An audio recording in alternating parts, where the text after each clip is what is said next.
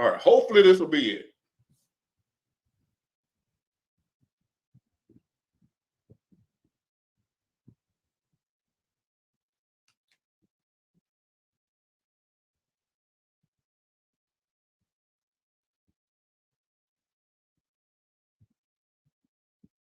That's better. That's better. That's better.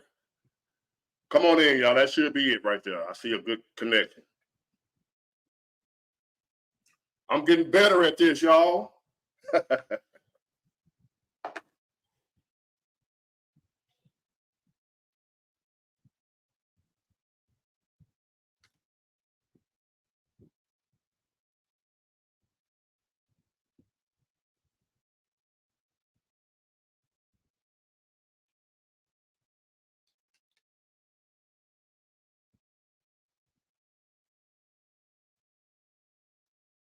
Thank y'all. Thank y'all. Come on in. I had to reset it. We had a big storm over here in my town, my little part of town right here.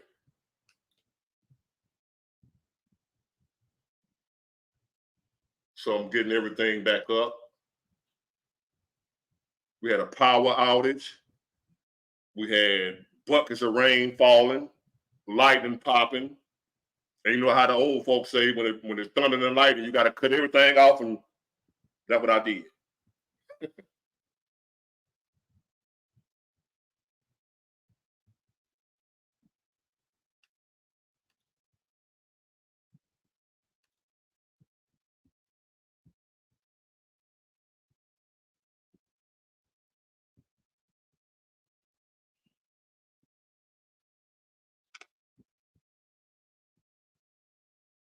All right, there we go.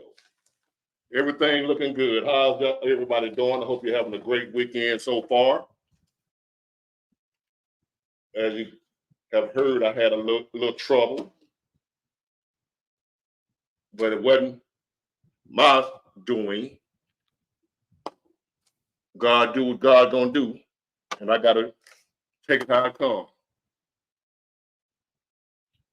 Y'all come on in and we're gonna get this thing started. I'm glad that y'all are here again. I really am. Thank you, Miss Jacoby. Chicago Tony, how you doing?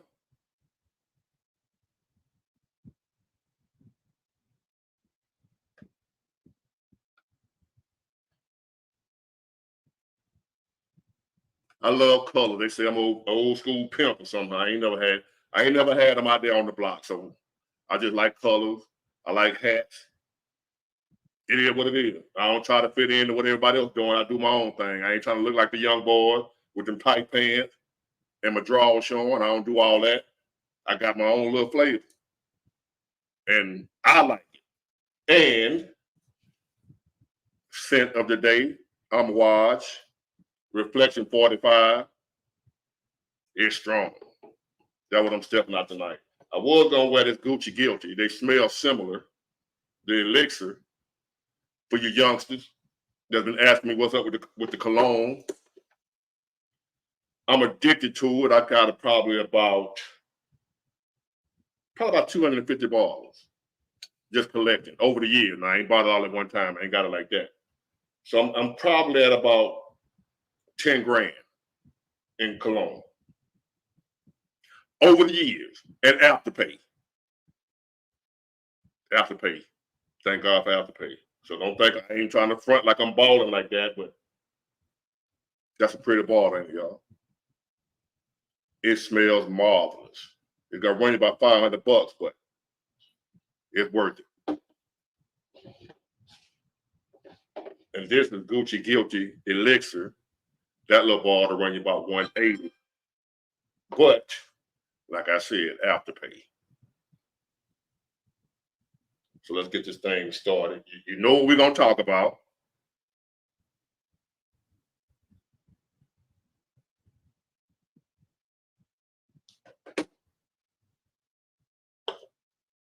This damn. Let me get this link on. Wait for a few more people to come on in here before we talk about this same bullshit. But I ain't gonna do that. I'm gonna try to do something a little different.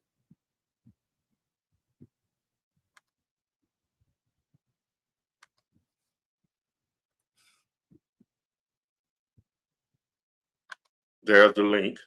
And we're going to talk about whatever y'all want to talk about as usual. Just drop the link in there. So anybody want to join in, don't be scared.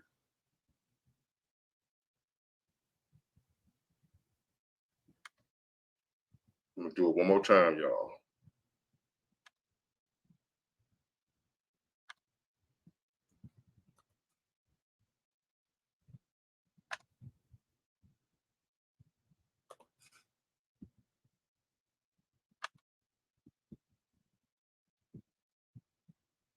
Now,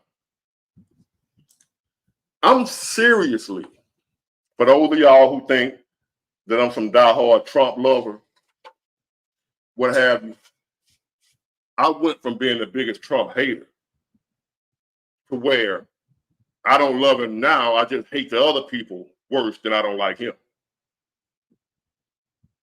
And I'm glad you said something about the Olympics, OT Spears. I got some bullshit going on with the Olympics, the opening ceremony. We're going to talk about that. Now, I'm not the biggest Trump lover. I'm not a Trump lover at all. I'm just a Democrat despiser. But there are some things we're going to have to talk about from the people that love Trump, that support, that diehard Trump supporters, because I'm not a, which I know I'm independent, right? At least that's what I told you. Whether you believe it or not, that ain't my issue. But there are some things, if Mr. Trump gets back in, we're going to have to address. We're going to have to talk about it. I wish I could meet him. And we're going to talk man to man. Me and Mr. Trump. Somebody set that meeting up. Me and Mr. Trump. As of right now, I'm leaning more toward him than the couch. Definitely not Democrat. But don't y'all get it twisted thinking that I'm sold on Trump, because there's a couple of things we're gonna have to deal with. I need to check more into it. What he said, he gonna fix it. Somebody gave me this. What did I think about it? So I told him I haven't checked into it yet. I'm just my first time hearing about that. He said, I don't know that he said. I got to check myself, because people say anything. People make up shit. You know the world we living in right now. People come up with their own facts and information. So I got to check the facts first to see that he really say that he gonna fix it. Well, we don't have to vote no more. And also, now I know for a fact it's on his. I ain't tripping off that 2025 bullshit. That's some bullshit, y'all. That's Democrat, you know. Because I'm coming to the realization that none of our votes really count. I got to be careful about saying that, because you know powers that be. But some things he said that disturbed me, that I know that he said, and we're gonna have to address that. So somebody arranged that meeting with me and Mr. Trump so we can sit down and talk man to man about that. Giving the cops complete immunity. Now I looked into that because somebody gave me the information and actually what I thought about it, about him giving cops complete immunity, which they don't need no more immunity than what they already got, because they already acting a damn ass. And a lot of y'all might think cops is out here killing black people. That's all they put on the news. They killing white people too. They killing Asian people too. They off the chain. So it ain't just white people. I'm not white people. It ain't just black people they're killing. But there's an agenda to keep us divided. So they only put on the media when a black person get killed by the cops. But they didn't kill more white people, because there's more white people in America. They've killed more white people, the cops have, than black people. But you don't ever hear about them when they kill white folks. Why is that? I don't know. But it would have you believe that it's only black people that are getting killed by cops. We got an issue with the cops, y'all. We got an issue with the cops. And I think it's a power issue more than a racial issue. I've seen cops on video abusing old, elderly white women. I seen that with my own eyes. Old white lady getting abused by the cops, talk too crazy, little young punk with the crew cut, the buzz cut, with the glove with the fingers out. They ready to whoop your ass. I saw them cops mistreat an old white lady. Accused an old lady of stealing out of Walmart. The lady ain't stole shit. She walking down the street. They got the wrong person. They slammed that old lady to the ground. Then she like, what did I do? You know how old folk talk, like she about 80 years old. What did I do? What did I do? Get on, get on, get on. I'm looking at the cop do this to an old white lady. We only see them doing it to black people. So, Mr. Trump, we're going to talk about that, giving them immunity. They don't need no immunity. Right now, they have what you call qualified immunity. That don't mean they can do anything they want to do. That means you can't sue them. They still can go to jail. They still can go to jail for breaking the law. When they can't violate your civil rights. But a lot of times, it be the poor people. Yeah, she had dementia. They broke a bone and everything, Craig Beach. You know what I'm talking about. I done seen them do they do everybody bad. I don't understand why is it that, and I know why, because they're not showing the white people. The white people don't know that they're getting done bad too. See, a lot of times people don't feel enraged or they don't feel a certain type of way when they feel like it ain't happening to them. So when the cops do the white people the way they're doing us, it don't make the news because the white people knew that they was getting done like that. I heard Jack Morgan say the other day about how they did him. And he just invited the Christmas snow. And he said how the cop beat the shit out of him as a white man. It happens to all of us, but it only makes the news when it's black. Then you got Ben Crump, funny looking ass, pop up out of nowhere, ready to shoot some damn body. Rest in peace, Sonya Massey. But she ain't the only one the cops and killed. It's not just black, y'all.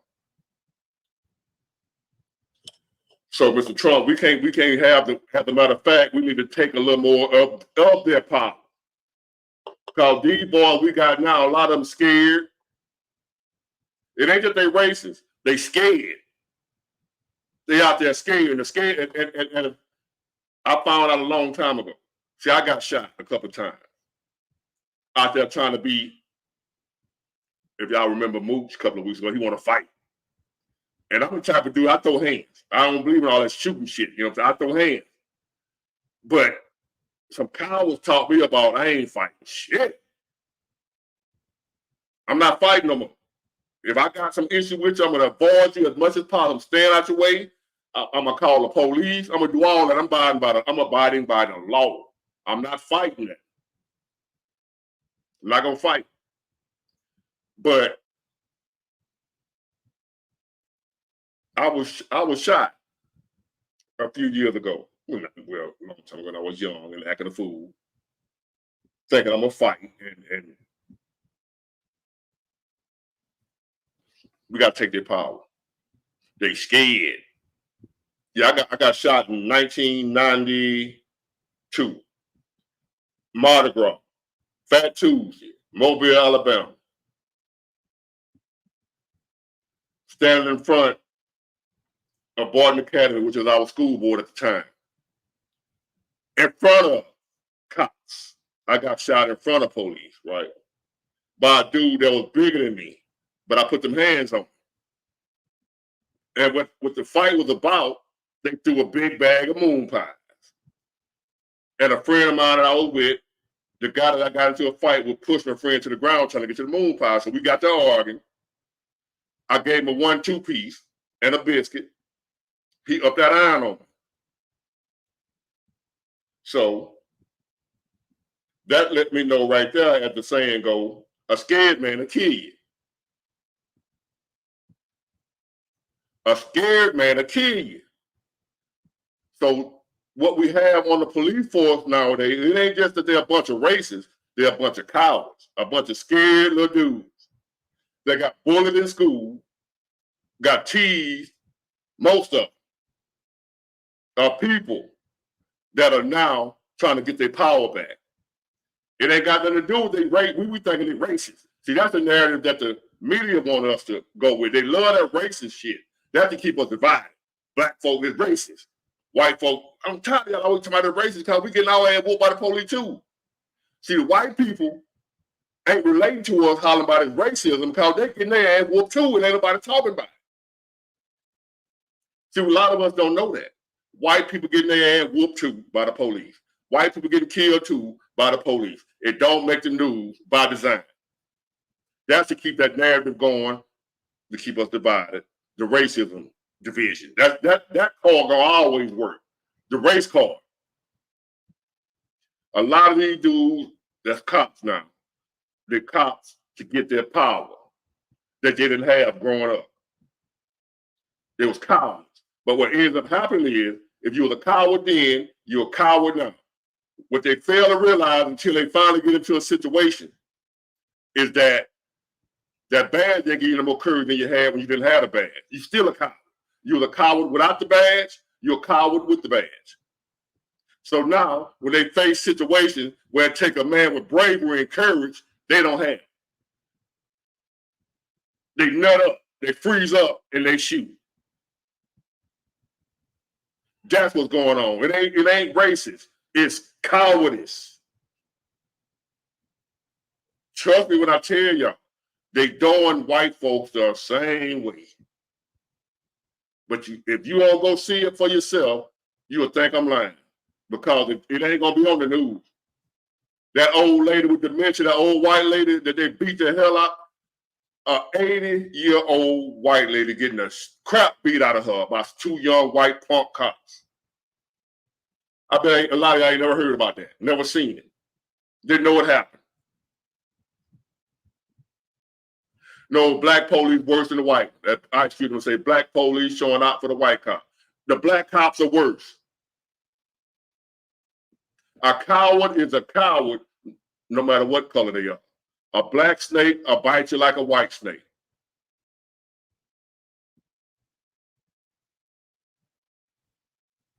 So what we need is a bunch of men, black or white, that's strong and brave before they got the badge. We don't need these cowards that we got now. See, when you applying to be a cop, they take you through all types of vetting, right? They check your background. See, have you ever been in trouble? Have you, you got a criminal record? This, that, and the other. They test you. They give you written tests. They give you physical tests. You do obstacle courses. You do all types of stuff. You go to the academy to become a cop. But what they don't test is your bravery. They don't test your heart. They don't test your courage to see if you're a punk all your life. They don't go back and see that you get picked on in high school. They don't go back and see that you get beat up and bullied. There's some black kid or some Mexican kid or somebody take your girlfriend in the 10th grade. They don't do all that. So now these guys have passed all the tests that they give them. So far they know they qualified. So they give them a badge and a gun. Not knowing that guy's a ticking time bomb, looking for some shit. So therefore, Mr. Trump, I support you. But we can't have these cops running around here with more power than they already got. As a matter of fact, we need to limit some of it. We need to get on their ass. They need to know. Because what's going to happen is, unlike the black people, what I know about white folks, y'all talking that shit about the January 6th, they trying to overthrow the government, isn't that? That's what y'all saw. When you looking with the media eyes of what they want you to see. Let me repeat that. The January 6th thing, what y'all saw, or what you call an insurrection, or they try to overthrow the government, them white folks, them crazy white folks trying to overthrow the government. What I saw was, when white people feel like you're backing them and fucking over them, they gonna push back. Us black people, we don't do that shit. We go pray, forgive, go to church. Jesus said this, Jesus said that, turn the other cheek, blah, blah, blah. You do them white folk like that for too long. They feel like you fucking over them. They feel like you're taking their rights. overall, not all white people, but overall of the white race, which I always admire them just about the white race, how they stick together. They might fight amongst each other, but they ain't gonna sell each other out for one of us or for nobody else. Something else I noticed about white people and what happened with the January 16 when y'all say you try to overthrow the government. They realized it's our government. They were trying to overthrow the government. They were trying to take the government back. Because unlike black people, the white folks ain't gonna sit up and let you do them like that. White people ain't gonna stand around for too long and let the cops kill them like we do. And then go get Ben Crump and have a press conference and sue and light candles and sing and we shall overcome and this, that, and other type shit. White folks don't do that. If the police keep busting at white folk like that, they gonna bust back. We don't do that. We gonna pray. As black people, Christianity made pussies out of us. Excuse my language. We turn the other cheek too goddamn much. The same folks that taught us Christianity, white people, they ain't turning the other cheek. So let the cops. And that's why they ain't gonna show it on the news. Because if white people knew how many of them are getting killed by police, you will see some rioting going on like you ain't seen before. When they kill one of us, we march. That's it. And we go get Ben Crump and we file a lawsuit. Hope to get some money. We protest for a little while. Hands up, don't shoot. No justice, no peace. That's all we gonna do. That's all. Let white folks feel like you fucking over them. They finna march and take over the whole goddamn Capitol. You saw how they do when they feel like they getting fucked over. Y'all saw a problem with it.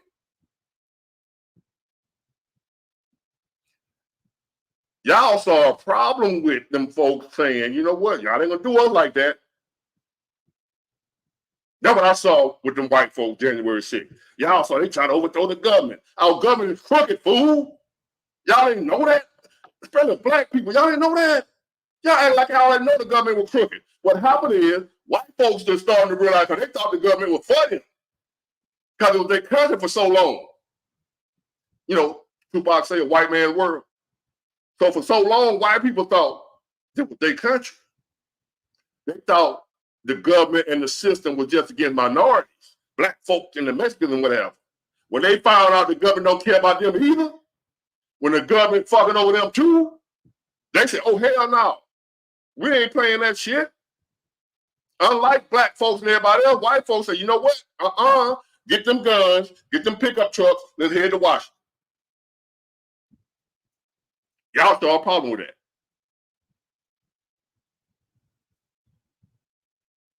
Let's see, look at this part one out of here. Let me see where you went. Where you went? Don't run, don't come back here. Wrong one.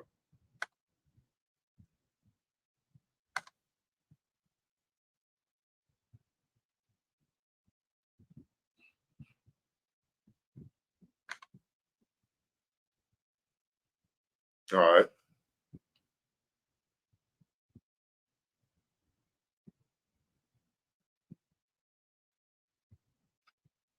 I think I might have got the wrong one.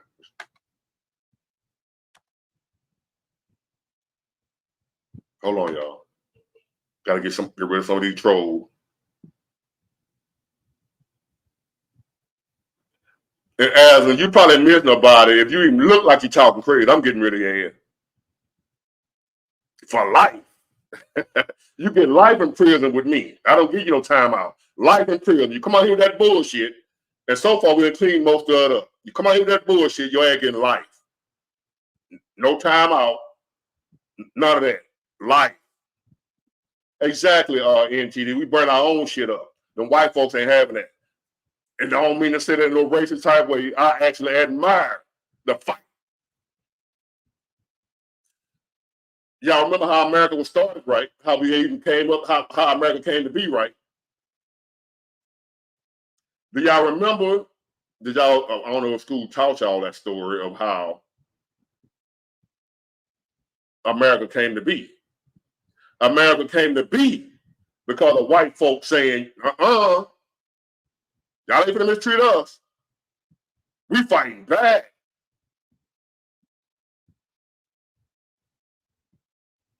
White folks said,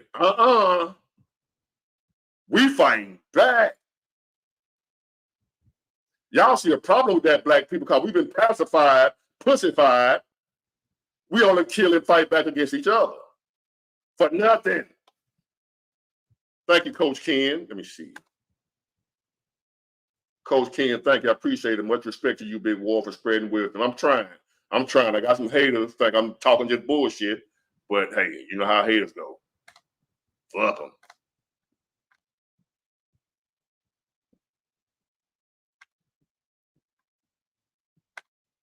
So the white people that end up in America was being oppressed. You know how we were being oppressed in America, how black people were being oppressed? Guess what? White people were being oppressed too. White people were being oppressed before we were being oppressed. I don't know if y'all remember, y'all always heard, we was kings and queens. We had kingdoms, empires. Black people did before we were slaves in America. We were something else. But while we was over there in Africa ruling shit, white people were being oppressed in England. Taxation without representation. See, a lot of y'all didn't go to school, or you went to school, you weren't paying attention. Y'all popping gum and chewing gum in class instead of listening and paying attention. I was one of them kids that didn't chew gum in school. I actually listened. So I remember the Boston Tea Party and all that stuff, where them white folks rebelled against oppression. Give me liberty or give me death. In other words, they'd rather be dead than be a slave. Us, different story.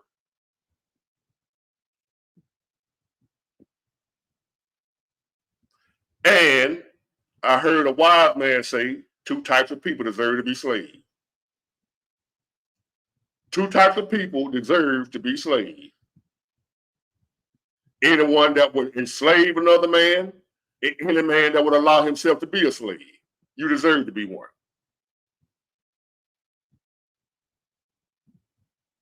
So I don't talk and speak out of emotion. I love myself some facts. So I don't do that racist bullshit. Because, believe it or not, everybody racist. Or at least it's supposed to be. Every other species in the world stick with their own kind against others for survival. It's nature, survival. Not black people's. We're going to kill each other, and we're going to join with the other folks who are trying to kill us as well. And then we talk shit, talk crap about the people that stand together and fight back when they're being wrongly treated. Now, Liz, they know homosexuality been around since the beginning of time, sweetie. See, there goes some more misinformation, Lizzie. White people ain't starting on homosexuality.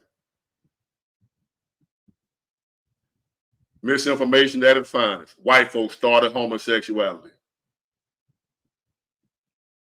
When in reality, if you believe all that white folk, black folk stuff, then you know that you heard that black people were the first ones on the planet, right? You heard that black folk were the original man, right? The original people. Well, how the fuck did white folks start if black people were the original people? Everything in existence, if we were the original people, everything started with us. Like that misinformation crap, we come from kings and queens. No, we don't. Everybody want no damn king and queen. Oh, Lord, let me get her out of here. Liz, you got one more stupid ass thing to say, and you finna get your country ass up out of here. Don't play with me. Go find somewhere else to play.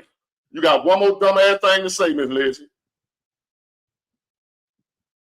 You want somewhere to play, go somewhere else to play. Now come over here and play with us. I don't mind losing subscribers when you're stupid. And I don't take kindly to calling people stupid. But if you're stupid, I'm going to call you stupid. Don't play with me. I ain't got time for that. Okay, bye. Get your punk ass up out of here. That's the truth. You gone. How about that? Now that's the truth. Lindsay, you gone.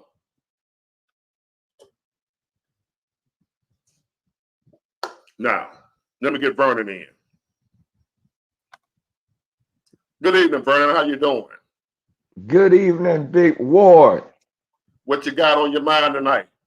Man, if you heard a voice this week, Friday, I was in Mobile, Alabama. Remember, I told you I was in Kansas last time I talked to you. Yeah. I was saying, Big Ward, I'm in your city because I had to go to Pensacola to the Navy. Had a delivery to the Navy. What did you base. tell me that? What did you tell me that? No, I didn't. I'm just saying, I said, hey, Big Ward, I'm in your city. I just said that out loud. I was in Mobile. Are you there now or you was here? No, I'm home now. I'm home now. Okay. But I had a delivery. I was coming through Mobile, and then I had a delivery in Pensacola, Florida. That's the naval base? Yeah, the naval base, yes. Okay, yeah. Yeah. I ain't have your number. I would have took you to lunch or something. But anyway, glad to be here, man. Great show. I just woke up. I was playing with my granddaughter. Me and my wife just fell asleep playing with her. And I just want to make a statement about this whole Kamala Harris. I think it's a playbook out of what they're gonna get. I don't think she's gonna win, but what they're gonna get is what Obama did. It's the same playbook. Same thing. They're gonna vote for a person that's gonna do for other people, not for us, not for those people that helped her. She's not gonna do nothing for the people that helped her. Directly. Right. And like my sister, for example, she just moved to Atlanta and she's struggling with a job. She's struggling with somewhere to live. And then you ask a person like that, well, who are you going to vote for? Kamala. What? Okay, but they don't understand that all these people they're letting come in, they're the ones taking the housing and the jobs. So, I mean, I just don't understand it, that we have to mature up and vote on the record, on how does it apply to me, this vote? How is it going to affect my life? Not even looking at the candidates in a way of personality and who they are. And I think the young people, I have to give them credit. They are really, their eyes are open. Because they're not following their father and grandmother. And I have to commend them for that, because I see them get on here. They're woke. Trump is about money, prospering, and my son said something. He said, well, Dad, he needs to get on there and tell, that he kind of like he liked blacks. I said, look, the best way I can explain Donald Trump. I said, have you ever read the 48 Laws of Power, son? He said, yes. I say, that's pretty much how I sum Donald Trump up. He's not going to do no press con. He's not going to make y'all feel good. He's just going to be just who he is, straightforward. He's always been that way. Does he got some good sides? I'm like you. I don't agree with cops should have full immunity. Of course not. No, I don't agree with that. I agree with everything. Yeah, we do. Now, if we're going to have a conversation with him, if he's going to give us a chance, I think that he don't have to do nothing. I think you still going to make out better as African Americans, and anybody as Americans. I think we're going to make better off with Donald Trump. That's just how I feel. And for whatever reason, he made it his business to try to do stuff specifically for black people. Right. Whether he was trying to kill that he a racist narrative or whatever the reason was, he tried to do stuff specifically for black people. I know nobody give a damn about no Kodak Black, but he let that clown out of jail.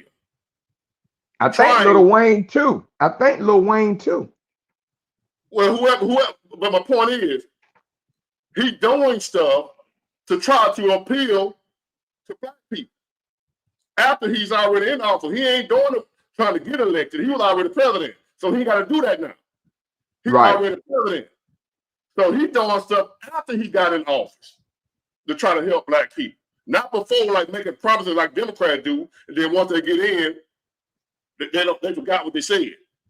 Right. Or they going to blame the Republicans about why they can't get nothing done. Well, we tried, but the Republicans, they got our hands tied.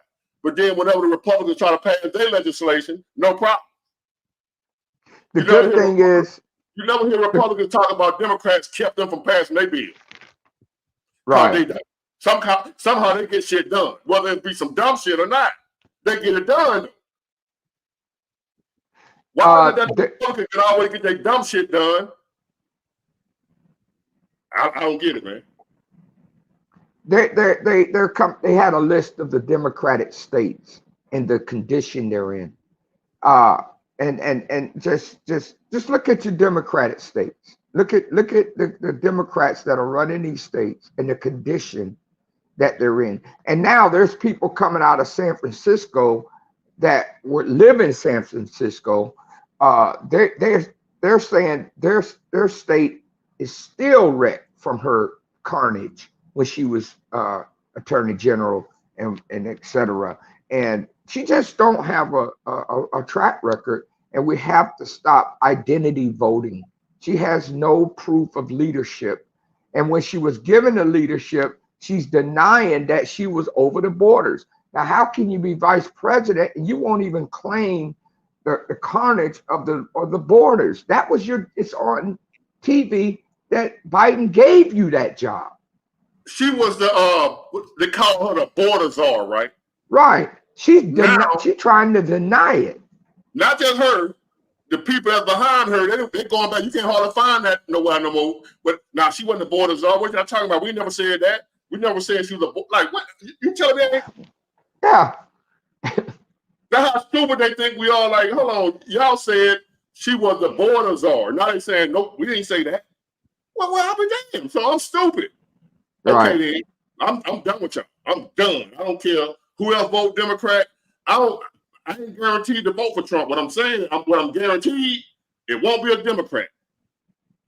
And the young people need to understand, this is documented. She said, if you're 18 to 24, you are stupid.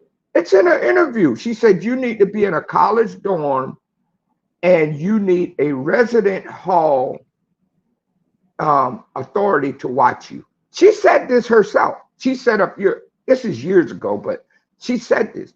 So the young people need to understand that she said this out of her mouth. If you're between 18 and 24, she's like, you need to have supervision. She said this. She said a lot of stuff that's crazy. That, hold on, I'm gonna show y'all some. Hold on a minute. I'm trying to find it. I can't do it, man. And what I do is, like, I have people that try to borrow money from me, right? And they Democrat. And so what I would start doing now is, I ain't got it. Okay. Because the guy you supporting, see, I haven't worked in 2 weeks. This last week, I just got a halfway decent week. It still wasn't like it's supposed to be. So the fact that I'm a hustler is the reason I'm still doing okay. Right. And what I did when I was busy, not blowing my money, what have you. So that I'm still all right. Right. But I got people that support the man or the party that got the economy to the point where I'm not working. Now, the same people you supporting is hurting the person you asking for money. That's right. You asking me for money. But the guy you on your Facebook and talking shit about I support, I vote blue and no matter who and all that. But you turn around and ask me for money, and the blue is what hurt me. And I heard somebody say, you don't blame the. I ain't gonna say his name. I ain't shouting at nobody channel. Right. Unless you down with me. I know that's right. Don't even give them no shine. No. Like I got Call Me Shape coming up next. Good dude, got his own channel. He shouted me out. I shouted him out. That's how we support each other. So, but other than that, like I told y'all about a guy that I asked for help when I first got started. He wouldn't help. Ignored me. I ain't asking him to give me shit.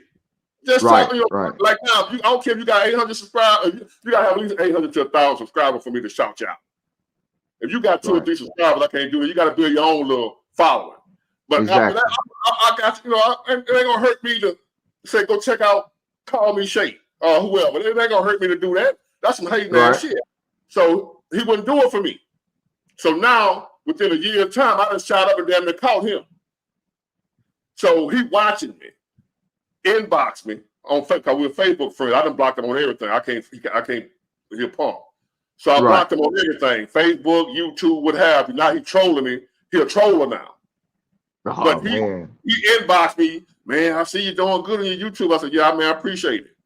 We need to do some videos together sometime. I'm like, nah, I ignored him at first. Right. 6 hours later, he inboxed me again, man, we need to do some videos together. I'm saying to myself, why would I do a video with you now? Exactly. Because your channel's stuck and mine growing. I'm going to be at 1 million before he hit 100,000. Watch what I tell you.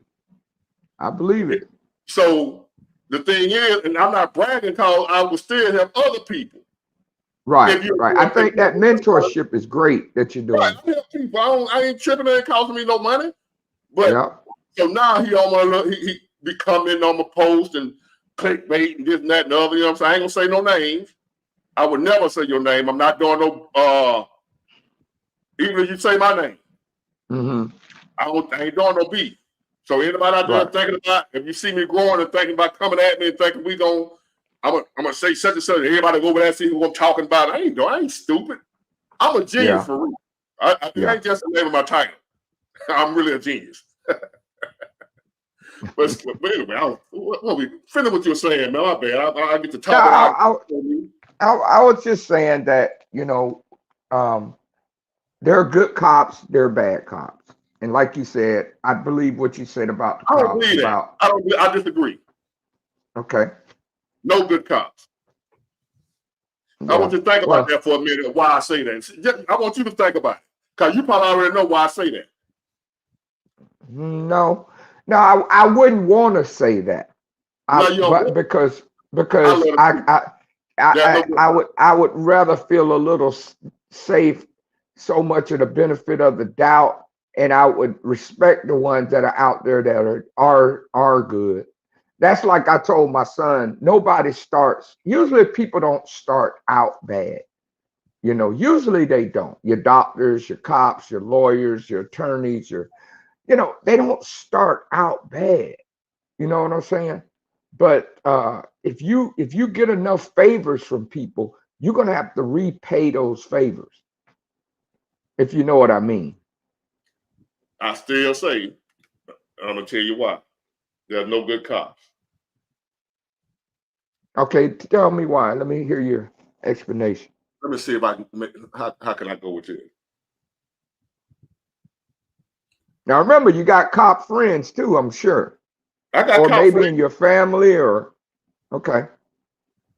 Now, when I say what I mean by no good cops, a good cop is somebody who obey the law and they uphold the law against whoever break the law. Okay. That's a good cop. I ain't talking about good person. See, I got cop friends that are good people. Okay. But when I say you ain't a good cop will arrest anybody that breaks the law. He arrest his mama. Okay. So therefore, if your partner does some out of order and you ain't arrest his ass, you ain't a good cop. Oh, I can Other cops, understand that. the good cops, stand around watching the bad cop whoop folks' ass.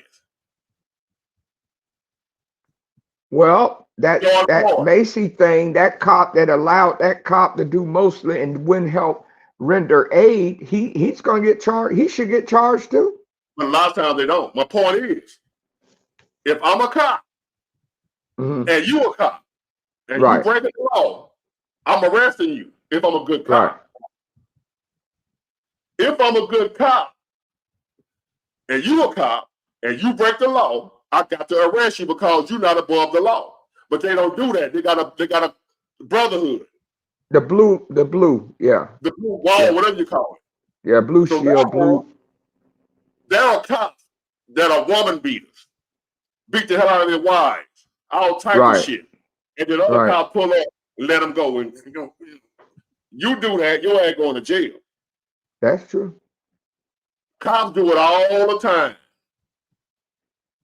Yeah, but for my mind's sake, because I'm on the road, I would hope that I would encounter with a good cop. But I know all aren't good, but I'm not going to paint them all bad. You hope you encounter a cop that ain't gonna beat your ass. Right, right. We all hope that.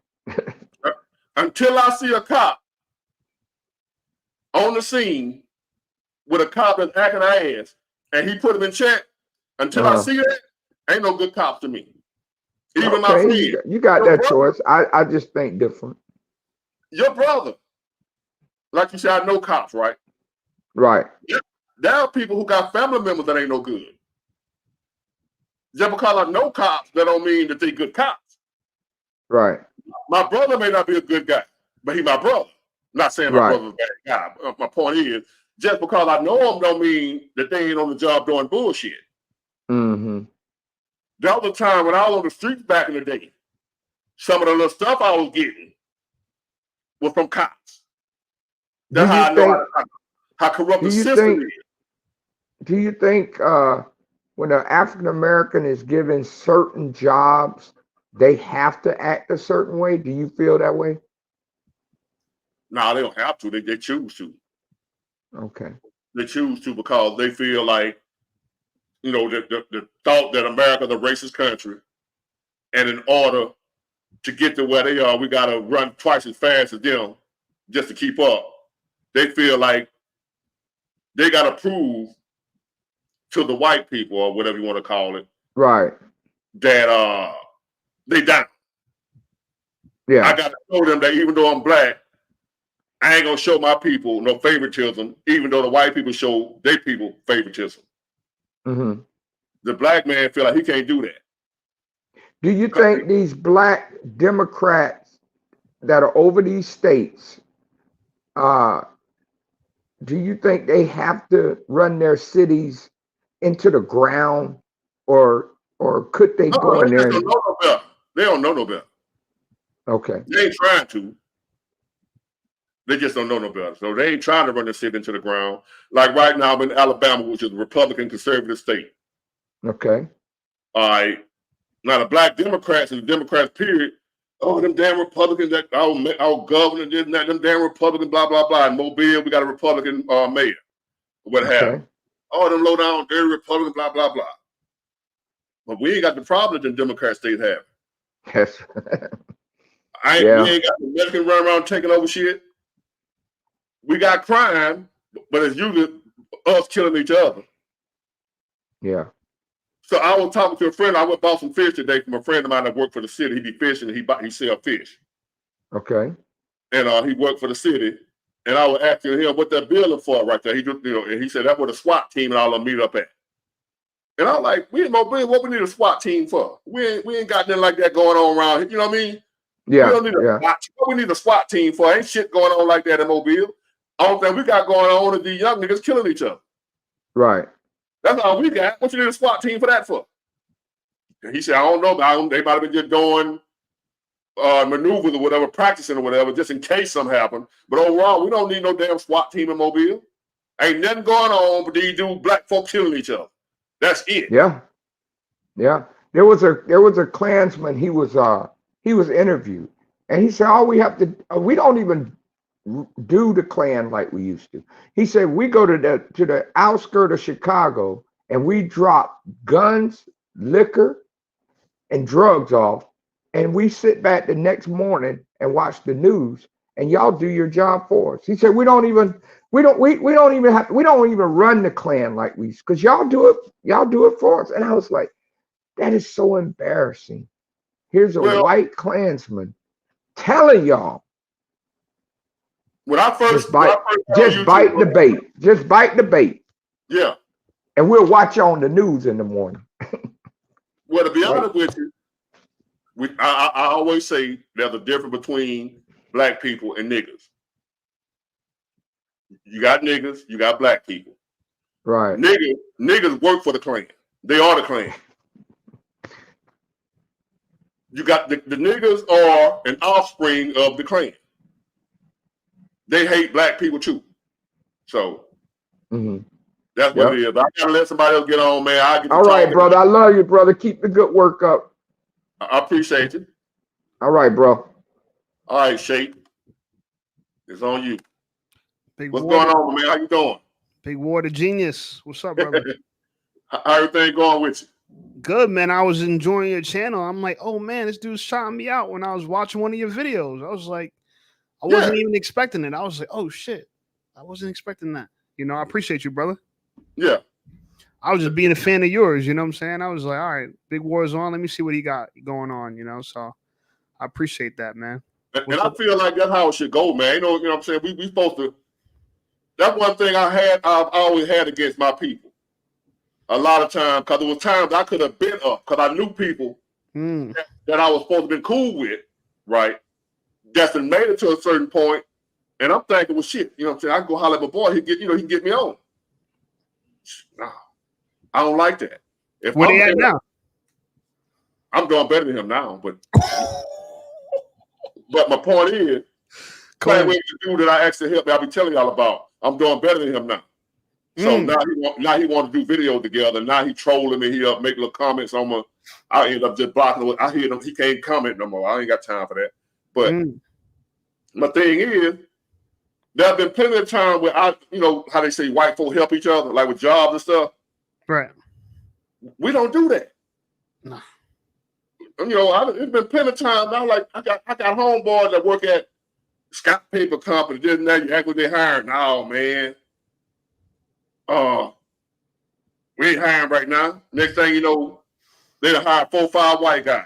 End up that dude lose his job. Damn. Cause they done brought them white folk. Cause I'm down south, it still go on. So you wouldn't get your people in, and they end up getting rid of your ass to hire them white folk. But you telling your people they hiring. Damn funny. What you got going on, man? How life treat you? Good, man. I don't know if you've seen my latest videos. I went MGTOW, man. What's your thoughts on MGTOW? I decided to go that. I was Red Pill. Yeah, I saw you went MGTOW and what's the other one? Hold on, cause I do watch. I've been watching. It was MGTOW and another one you said. I watched the one you were talking about. You tired of dating? Yeah, I'm tired of dating. Right. And MGTOW. What else you said you were doing? It's not MGTOW. It was well, I was talking about Handsome Man Game, you know what I'm saying? Yeah, so yeah. I mixed the two together because MGTOW is, a lot of people look at it as like a sector for men, like a group of men who can't get girls. Like they're the only ones that are tired of women. But I want to let people know that even like men who get women, we're still tired of the whole dating theme of, you know what I'm saying, right now. Me, you're looking at one. Yeah. You're looking at one. I can leave out of here right now. Drop the top, turn the music on, ride, and just pull them at every corner. I don't want to be bothered. I thought you're not married? I don't know why I thought you were married, though. No, I'm divorced. I was married. Oh, okay. I must have been watching your old videos then. Oh, don't. Don't do me like that. No. No, I've been divorced even before I got on YouTube. Well, I heard you talk about your son, your family. That's the part that I've been seeing you talk about a lot. I consider my ex-wife family because she gave me a precious gift, which is my son. And I'm a solid dude, and she know that, so we cool.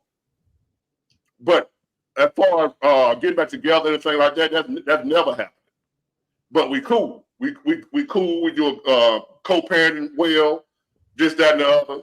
So I consider her family because how she don't F with me about no child support. I'm not on child support. Right. But she'll tell anybody, Big Ward take hella care of his child. I ain't got to ask him for shit.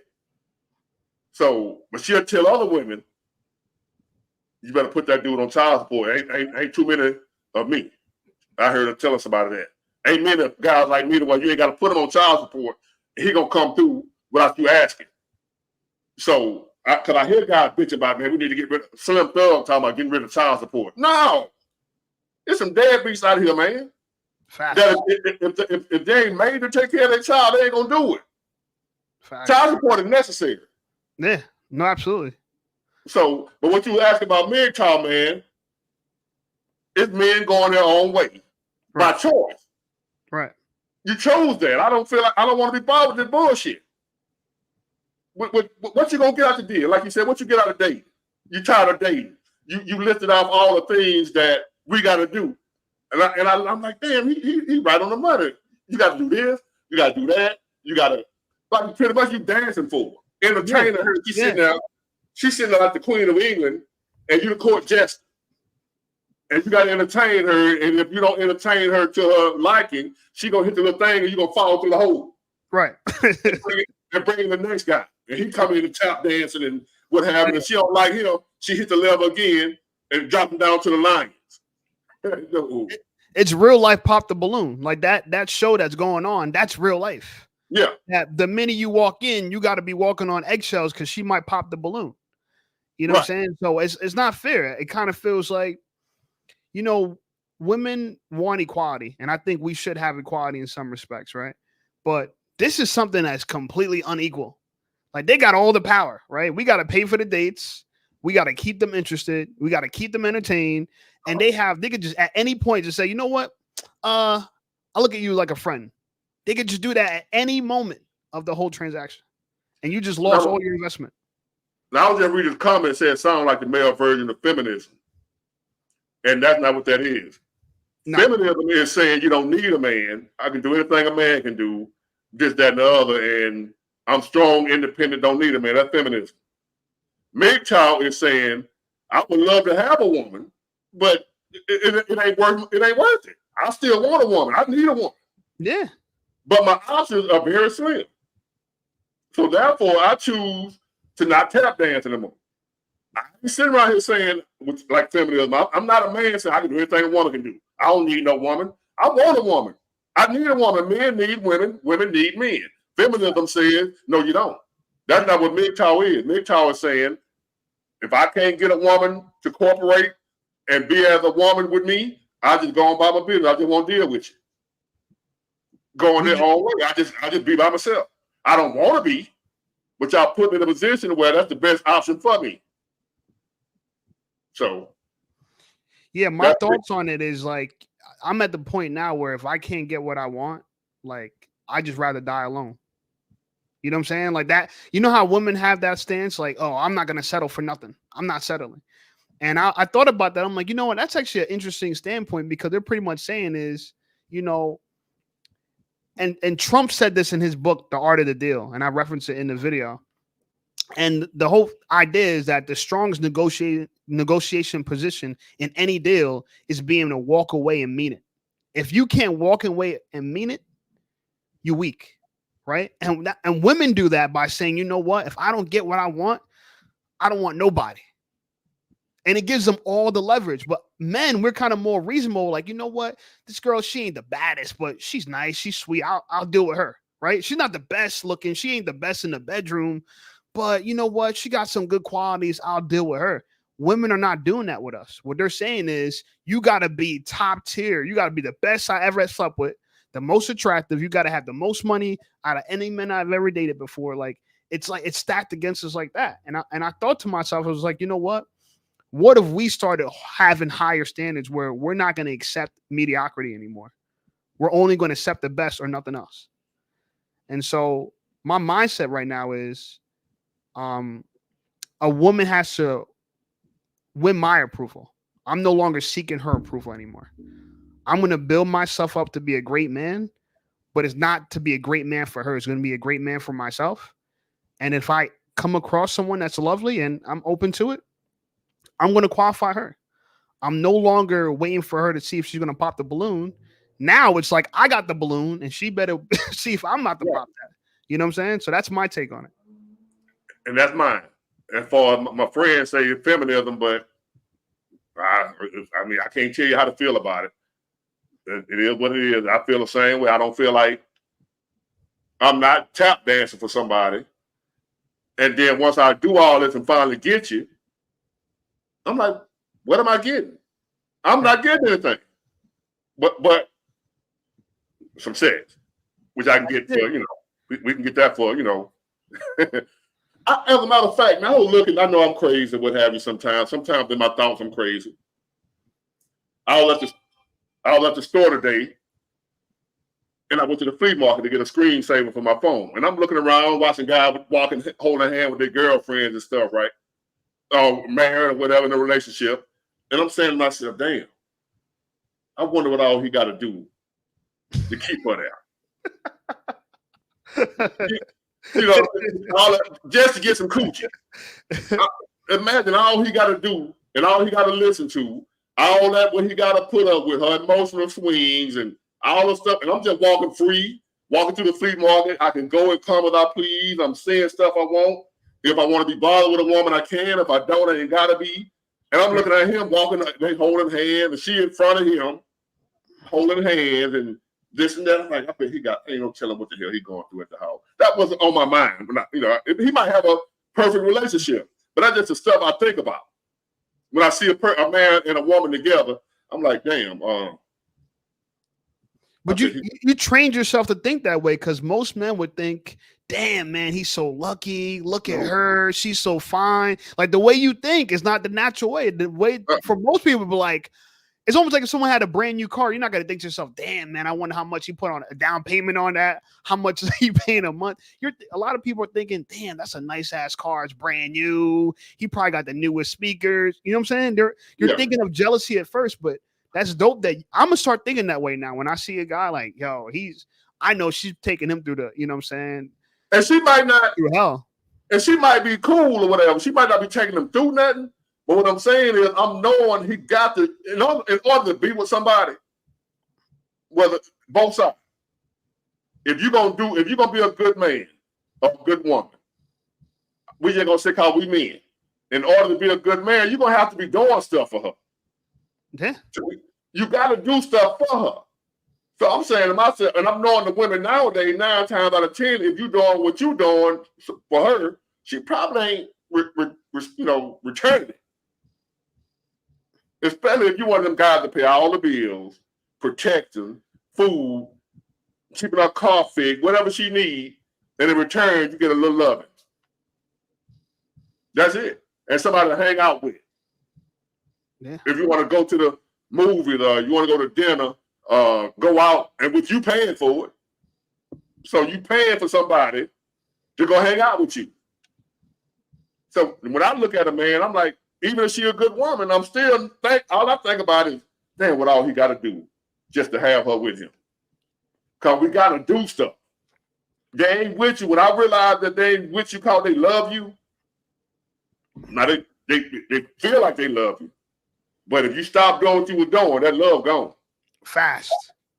That love is gone. Don't nobody love a man unconditionally but his mama. Sometimes she don't. Yeah, I know that from personal experience. Sometimes your mama don't love you.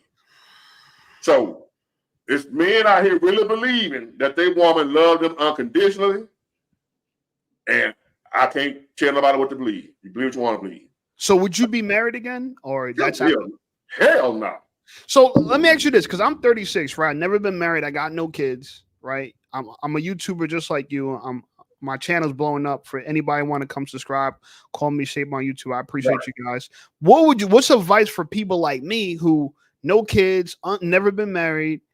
What should my play be? Because sometimes I'll be having FOMO myself. And that's what I mean by, like, I'll be looking at people like, yo, you got a family, you got a wife, like that looks nice. You know what I'm saying? So what's your thoughts on me?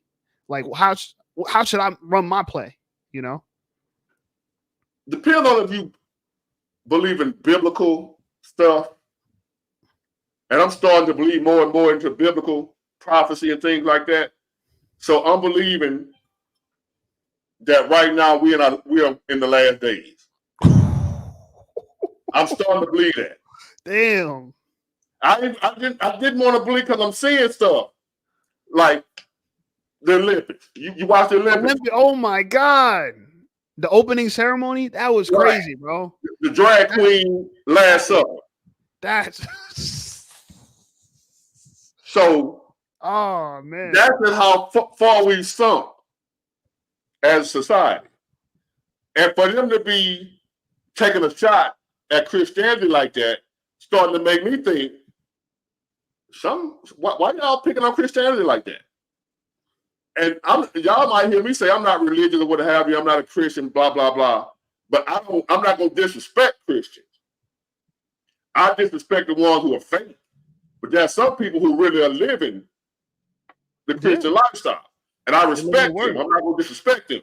I disrespect the fake pastors, the gay pastors that try to holler at me when I'm in there trying to get saved. They trying to get me to sleep with them.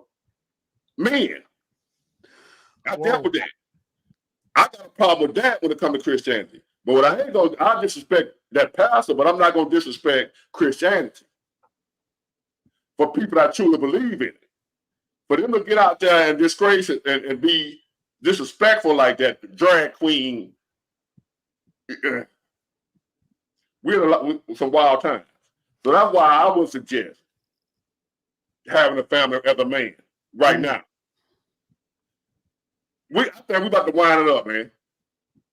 We about to wind. See how fast time flying? I don't know if you noticed that. Yeah, it's almost the end of the year already. It's gonna be August. We were just saying Happy New Year. Yo. If the Lord willing, the creek don't rise, I'm gonna be out here telling y'all Merry Christmas pretty soon. So my point is, time flying. I think we're about to wind it up. So right about now, if you believe in God and if you don't believe in God, I think this is the time where folks need to be trying to find out if that's real or not. I think that's what we need to be focused on right now, trying to find out, is the Bible real?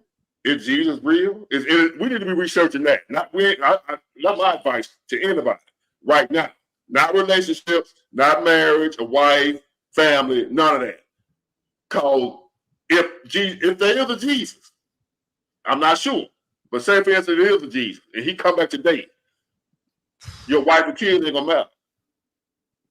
If that stuff is true, you feel me? And the things that we see going on right now in this world tells me something ain't right, man. What it is, I don't know, but we're not living in no normal time. This is not normal what we're dealing with. Maybe I'm crazy.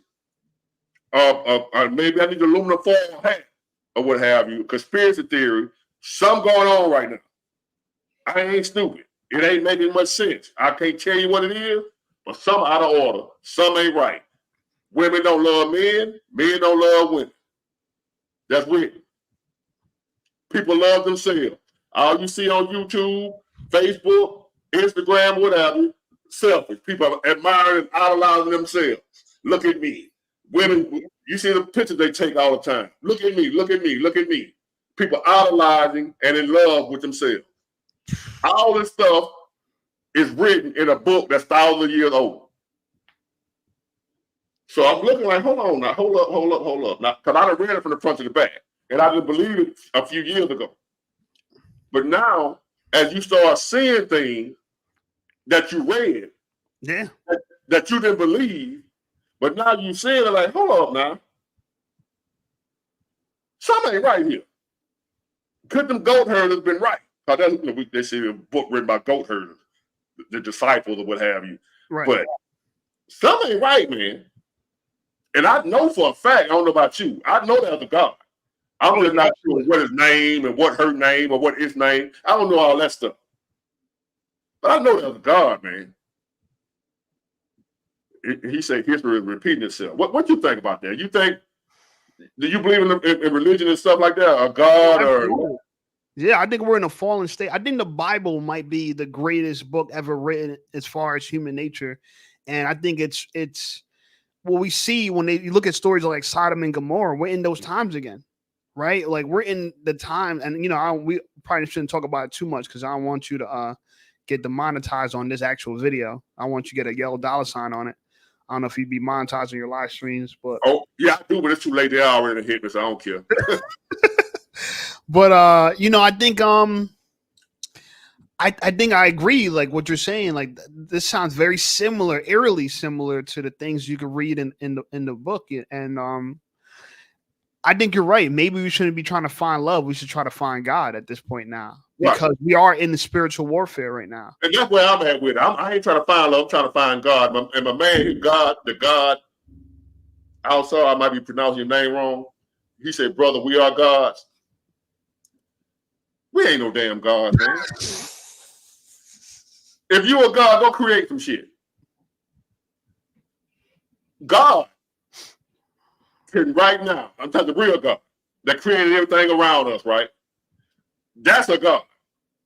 If you're a real God, if I'm a God, don't you know I would be a multi-millionaire right now? Not millionaire, gazillionaire. I would never have worked a job in my life if I'm God. Would you? I wouldn't. No. What the hell a God doing with a job? They kill me with that shit, man. I'm a God. We are creations of God. We are not God. We are creations. If you're a God, I ain't no God. But if you're a God, I ain't gonna say that because they're disrespecting the real God. But the real God be blessing me. I need God to survive. If I'm a God, I don't need a God to survive. I'm the God. That's some bullshit. All that fake religion. That's what I'm saying. Last days, false religion, false doctrine. We are gods. Create some shit then. That's what you do. Create millions of dollars. Why you broke? I ain't saying the guy that was broke. I'm just, my point is, if we gods, would all of us be somewhere, straight? No sickness. No death. None of that. My mama would have died in my arm because I'm a God. I would have been like, come back to life. And right. She just would have rose up, right? That's what God do. And they said we were made in God's image. A lot of times the interpretation of the Bible can be interpreted from the original language to English. They were off. Yeah. With the interpretation. They said we were made in God's image. That don't mean God got 2 legs, 2 arms, a head. Facts. God is a spirit. Spirits don't have arms and legs. Right. And wear clothes. What it means by we were created in his image was his imagination, his thoughts.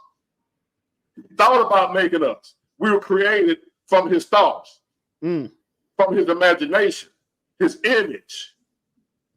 A view. You know how you can imagine something that you're going to do, and then you're going to do it. You had an image in your mind of like this YouTube channel. I had an image of what I was going to do. So my channel was created in my image, my thought process, my image. It don't look like me. It's my thoughts. Everything that's in this channel is something that I thought before it happened. So my channel was created in my image. We were created in God's image, or a thought that he had.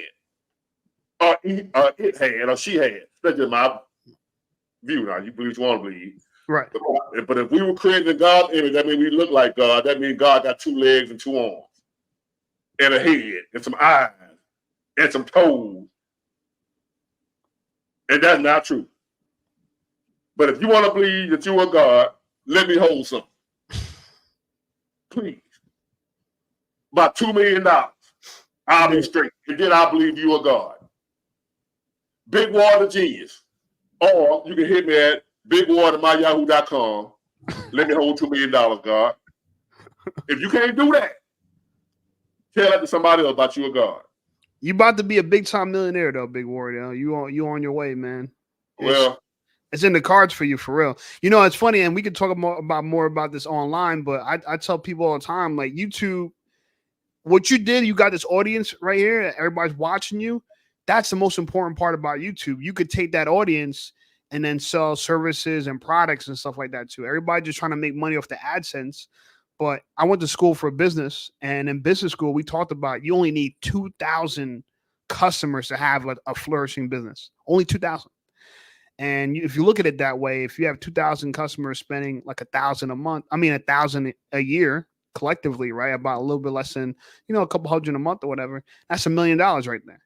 Well, that's true. That's true. Yeah. But I ain't set out. I'm gonna stick with my money. heart. Yeah. But it'd be nice to make some money. I ain't gonna lie, I act like I ain't put no money in. But I'm gonna stick with my heart and what I started out to do. I didn't start out. I can get people that can sell them stuff. Well, a good salesman will sell you shit you don't need. That's a good sale. But isn't a good salesman will sell you stuff that you actually need? Because look, you got a, bro. I will buy stuff from you, right? And I'm gonna tell you what I would buy. Let me give you an example, right? Because I'm asking you a real life question about what you think I should do. That means you got a book in you that I'd buy from you, and then you got an updated version of that I'd buy from you too. Like you definitely got a few books in you. That's something you need, though. That's what I'm saying. So, but I'm saying that unless like we're not. There's education. You can educate the masses. Right, but I'm not. All right, I agree with you. What I mean by I'm not trying to make money at it. I'm not trying. I thought about selling shirts. I had a shirt made and everything. Okay. People ask me about merch. I'm like, I ain't trying to do all that. That ain't really what. I ain't feeling that. Selling shirts and hats and T-shirts and cups. If I got something that can help you, that you need, like I offered to mentor people. Right. If folks hit me up, but they won't spend no money. So I ain't got time. I ain't for the way, But when I say mentor, I'm going to tell you what I'm going to charge and what you're going to get for anybody listening. For $100 a week, 100. I don't know if have you ever did a consultation with anybody? Yeah. The average cost is like $50 for 30 minutes. Now, it might be more than that. I don't know. That's a lot more. Is it more than that or less? A lot more. Yeah. A lot of, so in where you're at right now, a consultation should cost around $300-$400 an hour. Damn. That's where you're at. Yeah. We could talk more about it. You know what I'm saying? And I'll be glad to share my research with you. And so $300-$400 an hour. I'm glad you said that. And you probably, if you don't price it that way, people don't think they're getting something of value. That's it's called price integrity. You know what I'm saying? Like if you pulled up in a Maybach and someone said this Maybach's $20, people are not going to think it's real. You got to sell that as real for what it's really worth. So a big war consultation is really worth $400 an hour. It really is. That's just what it is. You know what I'm saying? Damn. And the proof of it is, like I said, the following that you got. People are tuning in here. And that's what I mean. It's like, we shouldn't feel guilty because we got something to offer the world and we create value and we want to take profit on top of that. That's all a business is all it is to create value and earn a profit on top of that. Well, that's when you're in business. So you created a tremendous amount of value. People like me, like when I see your videos come up, like I'm excited because like, all right, I got something I could like listen to while I'm going through my day, cleaning the house, getting ready for work, whatever. I got that big word on. That's value, right? And so I'm saying if you had a book, it's the same thing. All right, I can crush this book. Let me crush this book. You know what I'm saying? So yeah, I feel like that's the genius part of you is turning, because you got to leave the world with something, right? You got to leave the world with your lessons. You learn, like I was listening to your story, how you talked about how like, you struggled at first coming up, or how like, you were in about shit at one point. You were like you know what I'm saying? You weren't really a nigga doing his stuff on his grind, but look at you now. You're grinding harder than ever. You know what I'm saying? Putting YouTube videos out all the time. Bro, me and Jack, I don't know if you know, Jack Morgan is one of my best friends. Yeah. Me and Jack, we're both fans of you, right? And he put me on to you, and I started watching you after that. And we talk about like how your work ethic, it's killing everybody. You know what I'm saying? Like, bro, you put like 3-4 videos out a day. You know what I'm saying? And we're trying to put out 3 videos a week. I didn't feel like I was doing nothing like it's natural. Like it's just what I do. Yeah, and we actually enjoy it. Like me and Jack, we talk about we watch your videos. He sent me some of your videos. I sent him some of your videos. I remember when you first started shouting him out. This is before I ever did one of your lives. He sent it to me like, bro, can you believe it? He was hyped because that's how much we looked up to you. You know what I'm saying? He got more subscribers than me. But this is before he had more followers than you. Okay. You feel me? We've been rocking with you for a while. You know what I'm saying? Right. And, I'll shout anybody out, man. I mean, I just can't do the hating thing, man. Now, if you hate on me, then I just want to rock with you. But I can't be around here hating on people, man. We got a little local rapper around here by the name of Honeycomb Brazen. And he got a lyric say, Lord, if I ever hate on a man, don't let me wake up.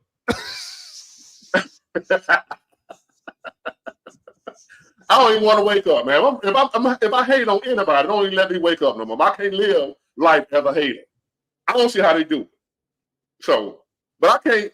I was gonna charge $100 for a whole week, bro. Not for the hour. They're pricing it, man. And they was like, because I'm knowing times are hard, and it was gonna be the way you can call me anytime. You gonna have my phone number. I wasn't charging about 30 minutes or what have you. All week, if you want to call me at 11 o'clock at night, because you feel like you're about to kill yourself and you want somebody to talk to, call me. They were like, I ain't heard nothing. So I'm like, I ain't gonna even offer it no more. I ain't got time for that. I ain't trying to sell shit. I'm just gonna do what I do, keep my hustle where I've been going, right? Because I'm first, like, I'm knowing what I got. So I ain't trying to sell nobody. That's why I'll never hit like and subscribe, and I don't do none of that. You could do that with your Discord. You could kind of run a Discord that way. I don't know if you're into Discord. That sound like something up your alley. If you mean you want to have people have access to you. I want to get some other people in, man. You got email me your phone number. Yeah, I'm gonna hit you my phone number, bro. All right, I appreciate it. All right, brother. Salute. Let me see. We got, and just me. You ain't. I can't put you up because you don't have a picture. All right, now I see you. All right, you next, and then you, Illumin Ted. I might be pronouncing your name wrong, Young G. Yeah, you after just me.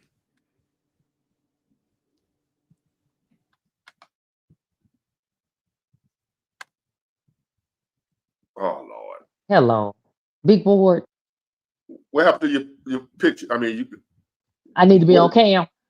You need to be on camera. You see what I'm You want talking to get to? on cam? I got a lot of. Okay, let me get on cam. I get on cam. I got you. I got you. This is my first time coming on. I get on cam. All right. I got you. I can understand. I'm listening to you and look, I'm listening to you and just call me. He says just call me Shay. It should just be just call me. See how easy that was? I told you I had my hand on the button now. I guess you thought I was lying. Get your ass out of here. Hold on. When I was talking World Yours Entertainment, I forgot to read your comment, man. My bad. But it said if he wasn't real, they wouldn't take the time to offend him. So that's a good point right there. If if it ain't real, why they going through all that hassle to mock him? Something that ain't real. You know what I mean? Like, why would they? It ain't real. So why is y'all picking at him or teasing him or whatever? It ain't real. So anyway, you got a good point there, my man. And one more. Hold on, my man, before we get in. Okay. And let me see, Baker Boy. I know you salute Big Ward. I appreciate that, Baker Boy. How you pronounce your name, young man? What that is? So it's Illuminated D. Okay, Illuminated D.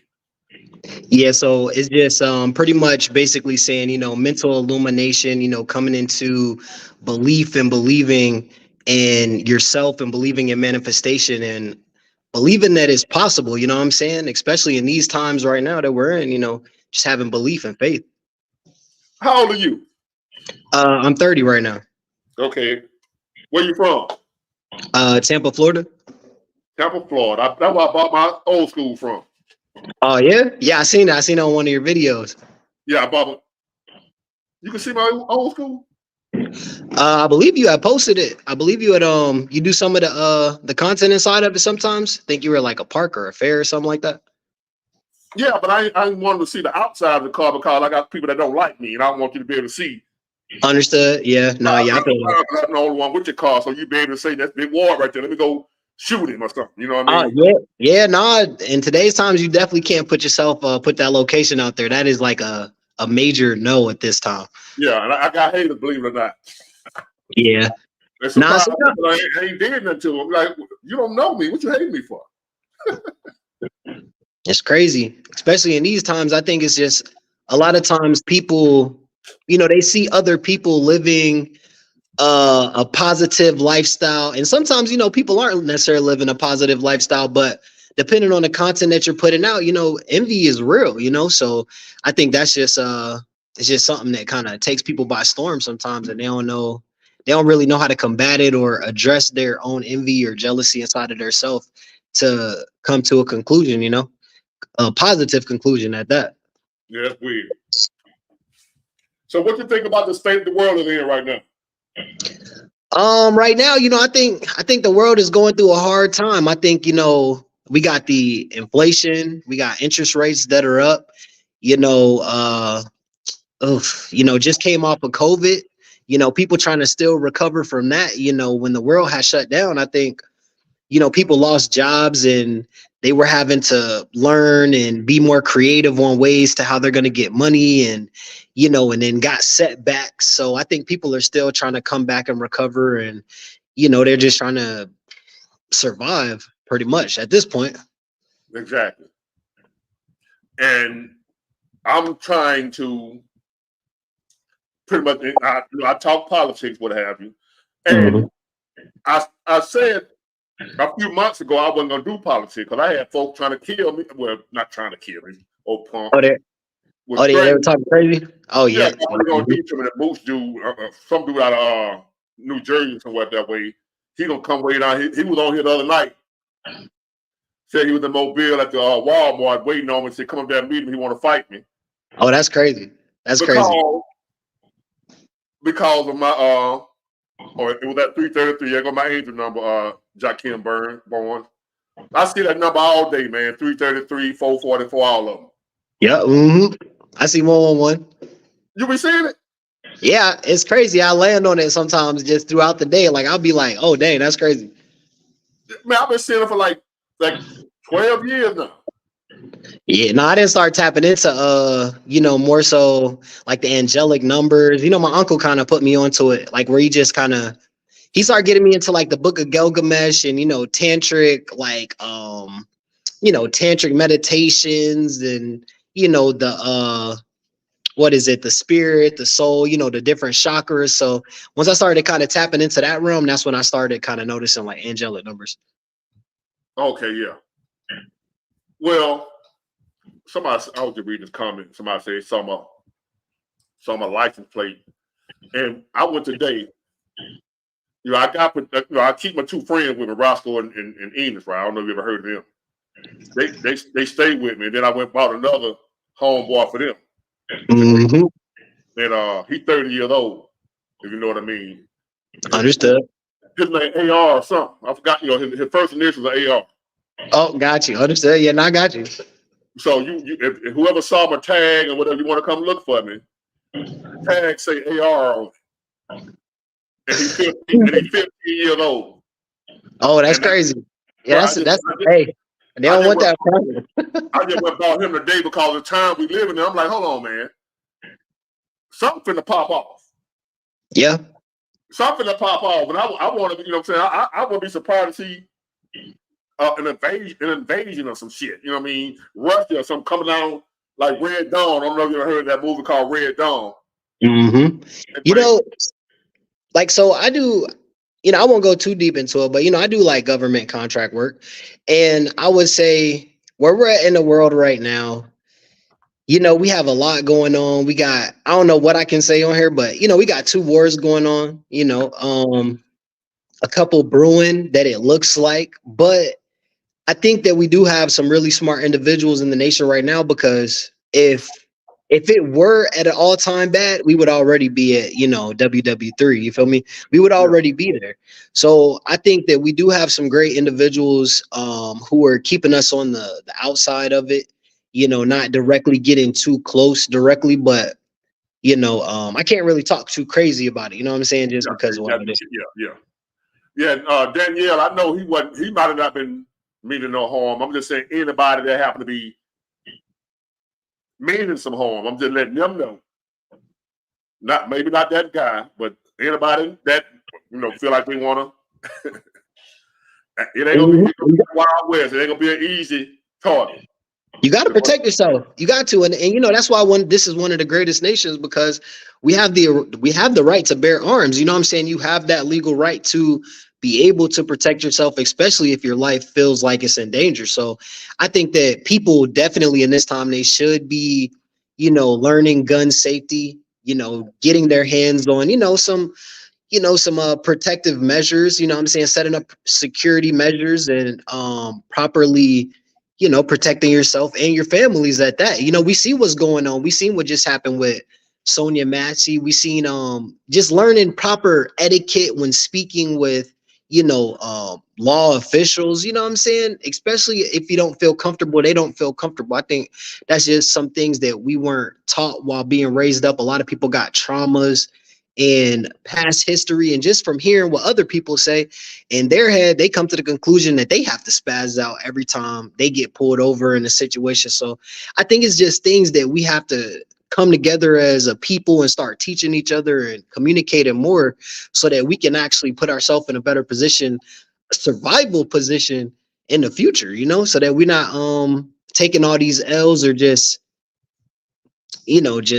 falling victim out here, I would say. Oh, yeah. Well, I appreciate you, man. I'm trying to get somebody else in here, man. I appreciate Absolutely. Thank you for having me. And you're doing great. I really appreciate you for bringing me on. My pops told me about your channel, so I've been tuning in. So definitely tapping in for sure.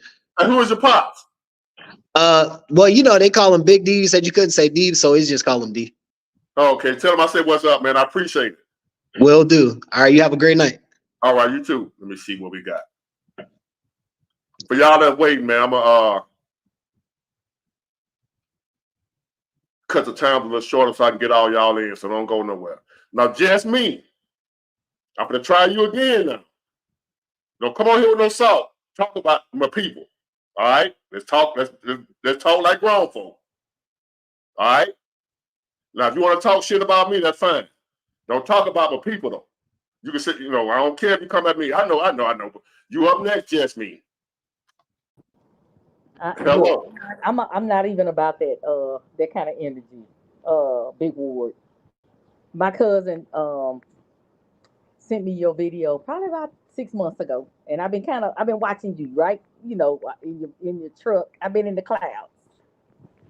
I didn't know I had to be on camera. Okay, so you fine. You look good. You look good. I know how people can do what they do and try to tell you can't channel down, but. What I wanted to say, I appreciate. Hold up. I want you to hear something, right? Okay. Listen to me. Okay. I'm looking at you as a man with great taste. I don't know what you done heard from other folks or what other folks done told you. You're a gorgeous woman. That don't mean you're gonna be gorgeous to everybody. Right. To the ones you're not, fuck them. But I got great taste. So don't ever be afraid to show your picture, because some people don't think I look good and I don't give a damn. I'm the shit. You the shit. All right? And that's what I appreciate about your content. Like you sitting in your truck or you talking, right? You just giving information. But what made me want to come out the box was he said just call me Shape, right? But that's a very intelligent young man that you just had on your panel. The one right before you? Yeah. Yeah. He just called me Shape. He should call himself just call me Sharp. He's very intelligent. Okay. Oh yeah, I thought you put it. My bad. I apologize. Uh-huh. Cause I cut you off too short before. Cause I want to be. I try to cut people off before they get. Cause I got some crazy people be on here. Right. I done had people come on here, they call me nigger and all that, because I got to be careful. Yeah, so, I get it. So you were finna say something positive about call me Shape. I didn't know. My bad. No, that's what I'm saying. He said just call me Shape. That he's very intelligent, right? He remind me a lot of my son. Okay. Okay. The way his mindset. Mm-hmm. Yeah, he's a young dude. He's a young guy. His mindset of And I can understand guys and their frustration with wanting to be in a relationship. I get that.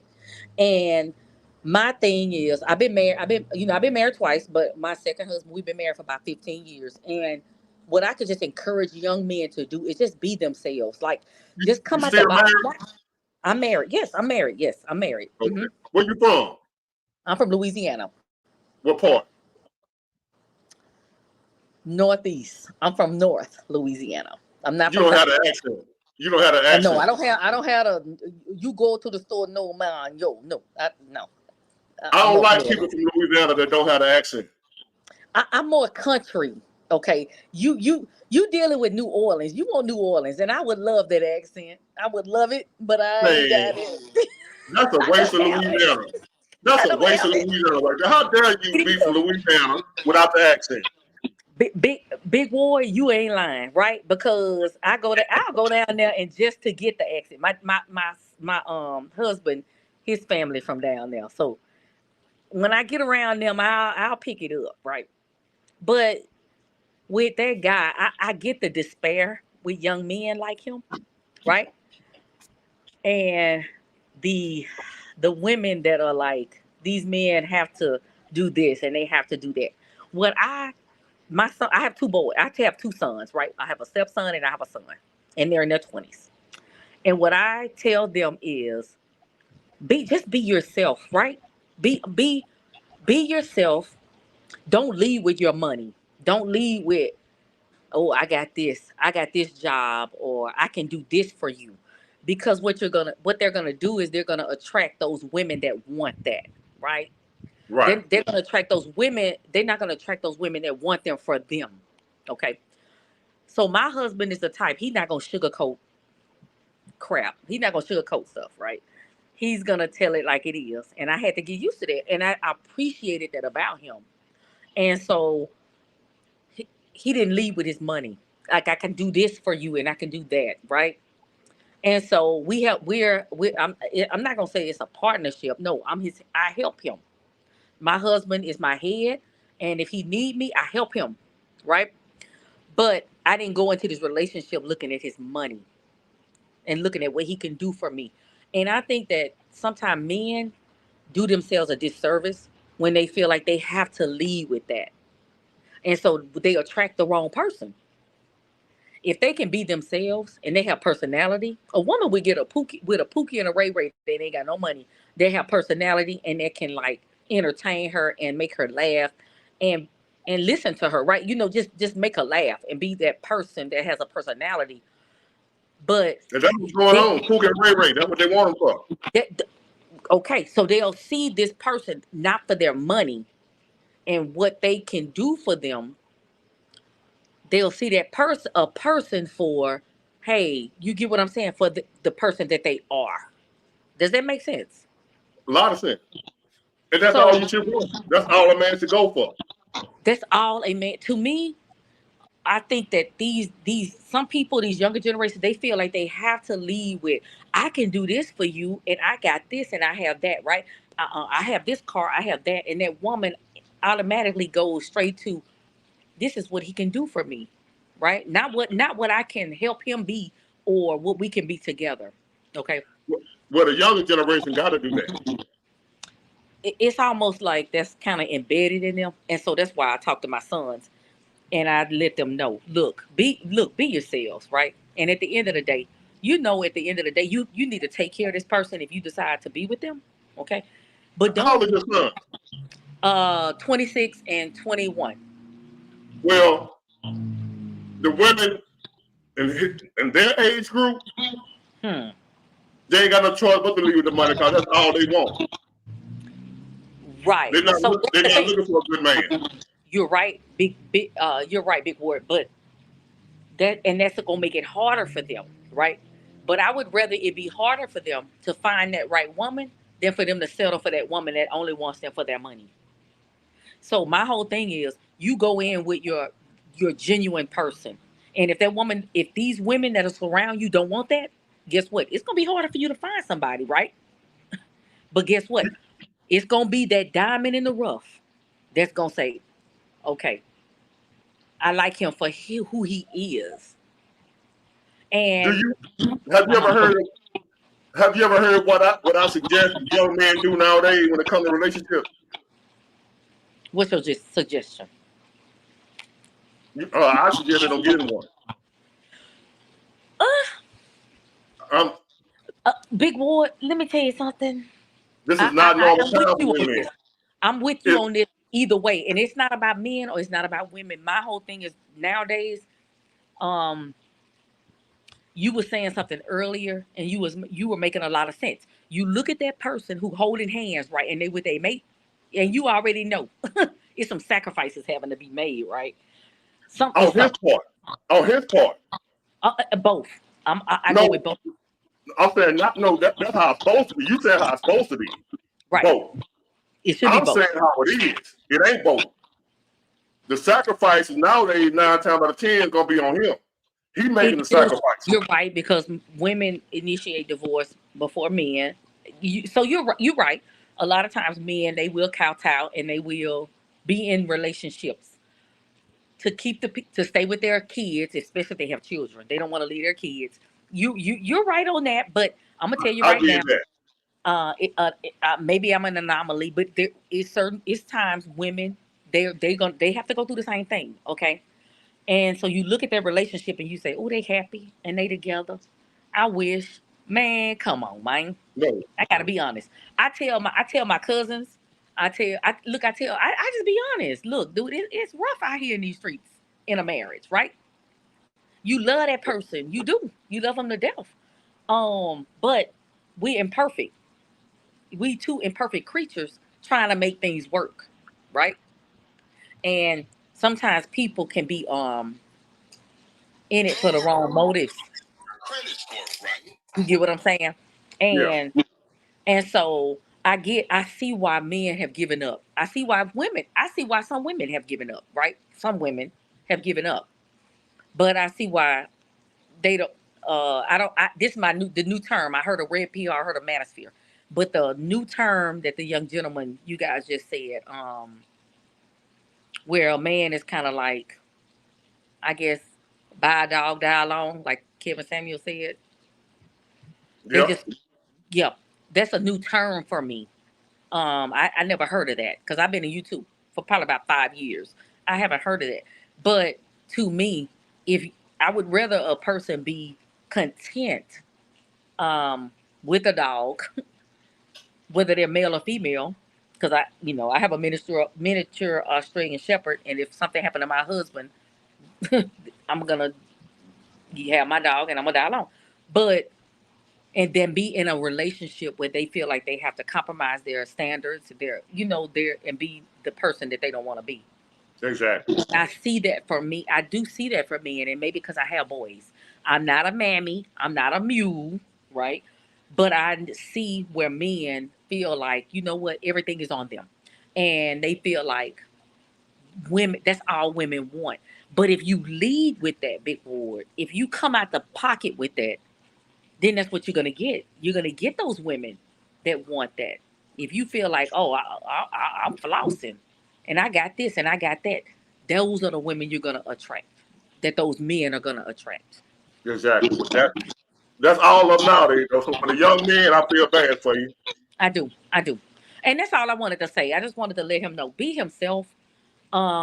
He keep being himself, and I know it's rough. I know it's hard. He could be 40, 50 years old. It's gonna be that one woman that's not gonna care how much money you have.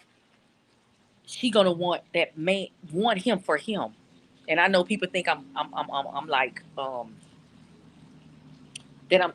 What I'm saying is disingenuous, but I'm not, because I'm that woman. I could have cared less how much money my husband made or how much he had. That ain't going down no more. It ain't.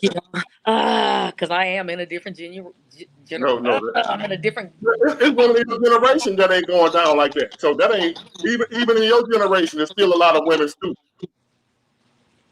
It's poison in the air. But you know what, Big Ward?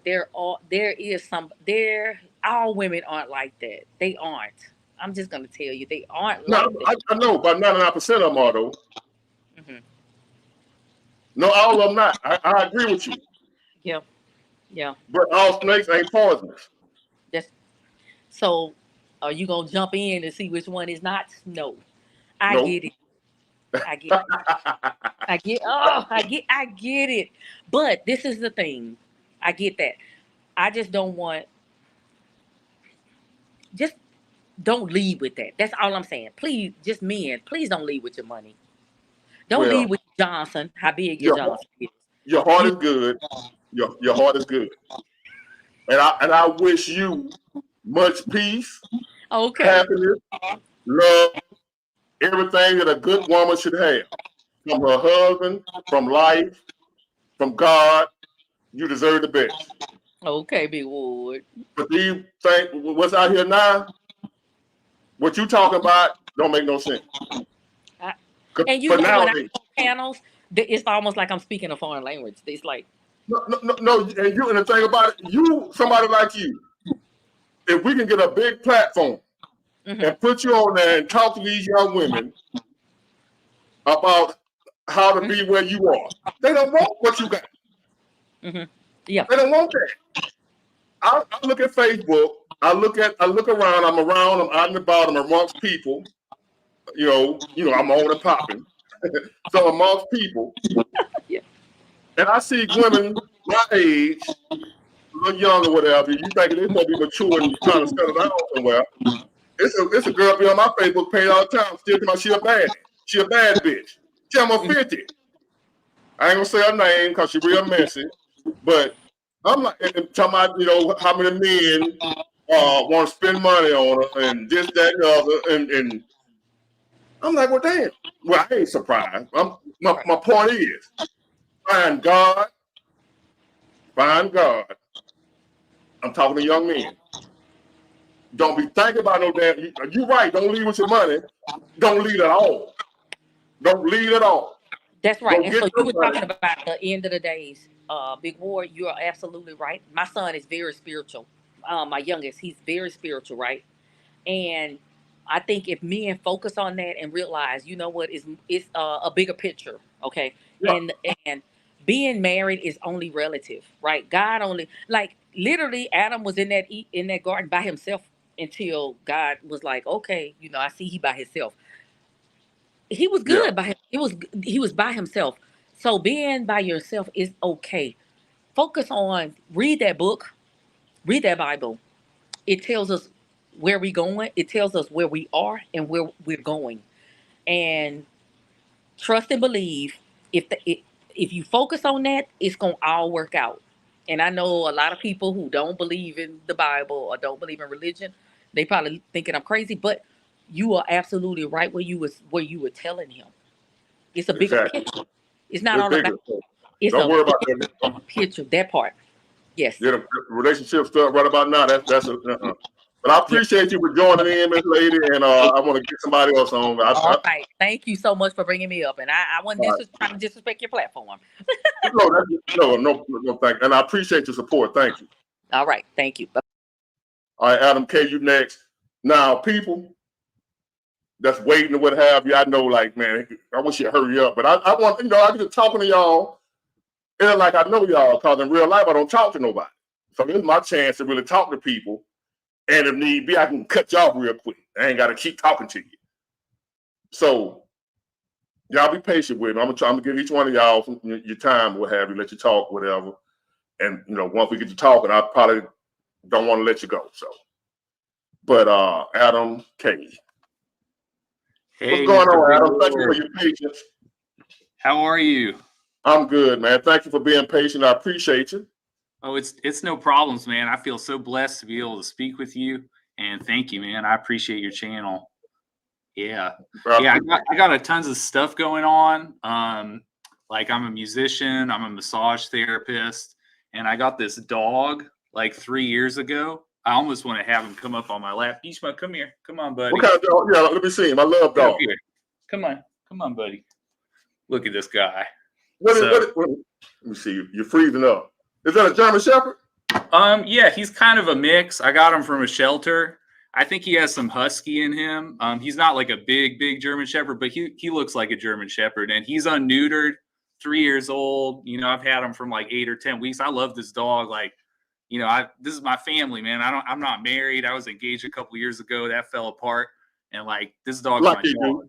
Like So they do. anyway, this is why I'm calling. I've thought about calling in before. I didn't really have a problem, so to speak. So 3 nights ago, like a little black dog is like whining at my bedroom window, and my dog freaks out, and the dog's in heat. So I go outside and it runs away.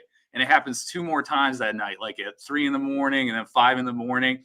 Each time I go outside, and I'm like, what's going on with this dog? Because I love dogs. I want to figure out what's going on. And 7 a.m., she's at my back door here. And I go around the front of my house and I trap her in my backyard, and I take her in, and she's dirty. I got her in a crate here. I wash her, like I'm taking care of her. And it turns out she belongs to some folks about three doors down the street. And she's like this constantly neglected dog on their porch. She's dirty. She's outside at night. She's not fixed either. She's running around the streets. She's unspayed. So I talked to the guy like the next day, and apparently she's had like 3 litters. I'm like, maybe I could watch her for a few days, maybe. And he's like, yeah, sure. He didn't even really care. And I've heard about these folks down the street, and I think that they're meth users. I'm not really judging people. But what I can say is, like, when I see a dog with an owner and it's dirty and it's not fixed and it's running around the streets and is having dogs' babies, and like, I love dogs so much, and I see this cute little sweet dog. I want to show you the little black dog, but she's in the crate over there on the other side of the room. But anyway, yeah, I don't know what to do, because he said he would decide on Sunday. Maybe he has a brother who will take the dog, but I just like don't trust their ability to give this dog a good home. And I'm already really emotionally invested in this little black dog that I got now. So like, I don't know what to do, man, because on one hand, if he asks for it back, you know, I should give it back. It's technically his property. And on the other hand, like, I almost like really want to stand up for the dog and be like, you don't deserve this dog. But like, these people do meth, and I don't know what they're capable of. And I don't want to get like into some just really unsavory, you know, struggle with these people. So I really don't know what's going to happen. And I'm like really pretty conflicted about it. Well, you want the dog? I can provide for the dog, or I can find a home that can properly take care you want of the dog. So, yeah, I do want the dog. But I got a solution for you, because I done dealt with, I don't know if you know my history. I know you have some dogs. No, I'm saying I done dealt with people on drugs, and I done been in that lifestyle. Uh-huh. He don't care about that dog. Right. And you say they look like they on meth, or you know they on meth? They're pretty verifiably on meth. I think I could like be like, do you want $100? You beat me to it. With drug addicts, everything for sale, even them. You don't think they're gonna come back around in a month and be like, oh yeah, that no. No. A drug, he for sale. The man who the dog belonged to, you can buy him. Yeah. If you wanted to. Don't get into all that. I think I should go flat out with that approach tomorrow and just be like, look, I had no. He said he'll know by Sunday, right? Yeah. Okay. So let that play out first, see what he say. Because he might not want nothing. He probably somewhere geek right now, forgot about your dog. Right. So what you do is, don't say, if he don't come say nothing, you don't say nothing. Yeah. But if they on drugs, the dog is for sale. Yeah. So keep that in the back of your mind. And when the dog is for sale, when you do buy the dog, get paid, just get him to sign a little agreement. Go get your bill of sale or whatever. You might as well go and have that rolled up now. It's coming. The meth is more important than the dog to him. Do you think I need to like take the dude to a notary and get the deal notarized, or you think I should just get the deal, make him sign it, give him the cash? Yeah, that's enough. It's just a dog. Look, is it a full-blooded dog? He said it was, but it doesn't have papers. It's a blue heeler. I don't know if it's like a little cattle dog. She's man, he wants some man. He ain't thinking about that, man. Go. I mean, yeah, I saw him the next day, and the guy's like, whatever. Yeah, thanks. Yeah, you're doing me a favor. Yeah, take her for a couple of days. I'm like, okay, if you have a dog and you're just gonna let some other person like keep the dog, you don't even say hello to it, like.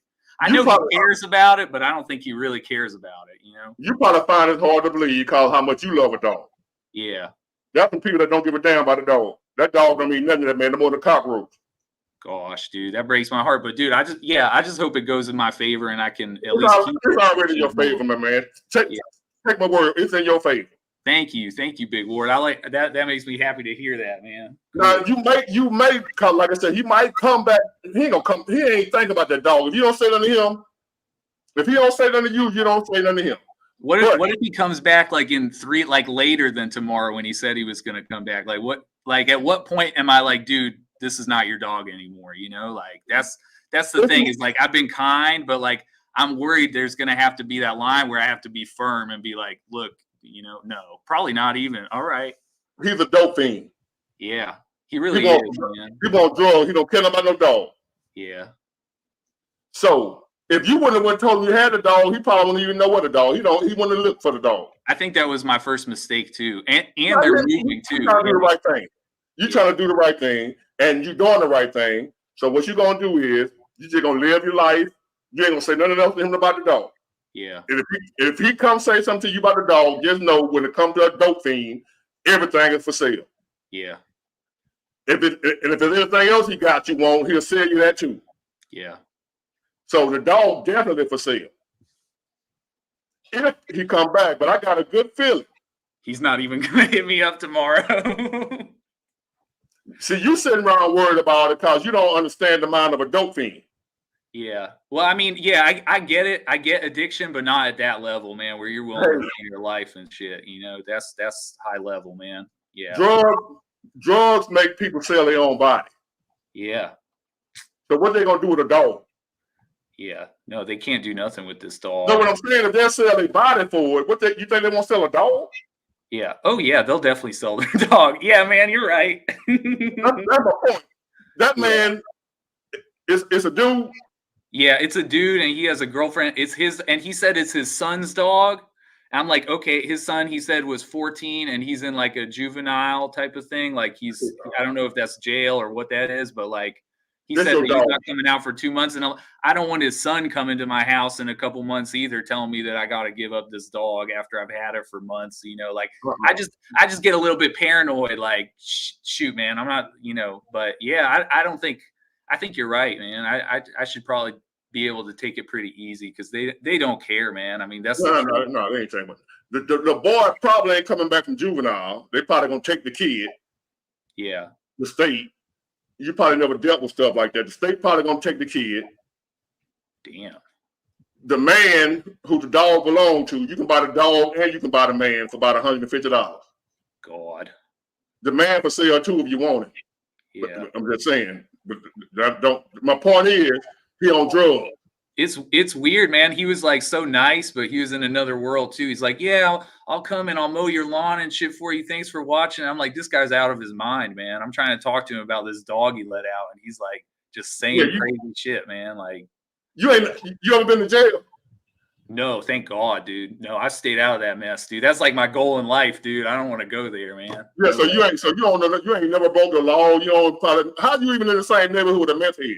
Dude, I've broken laws minimally. I've never got caught for it, but yeah, man. But like, you ain't never broke the law. I'm not in like a crazy. I'm not in like a crazy great neighborhood per se. It's like a suburb. It used to be worse here like 20 years ago, I heard. So there's still just like, you know, it's just a variety of different people that live here, man. I'm grateful to be here. I think it's a nice, quiet neighborhood. But yeah, you ain't got nothing to worry about, man. That dog yours, man. Yeah. All right. Thank you, Big Boy. I really appreciate you. So what you do is, if he do come back, get some paperwork and buy the dog. Okay. So if his son do come out and tell me, man, that's my dog, and he sold it. Yeah. And if push comes to shove, you feel really bad about it. But you done got attached to that dog. If a son come out and want a dog, just buy a son a dog. Yeah. One that you're not attached to. Because you're going to be attached to the little black one.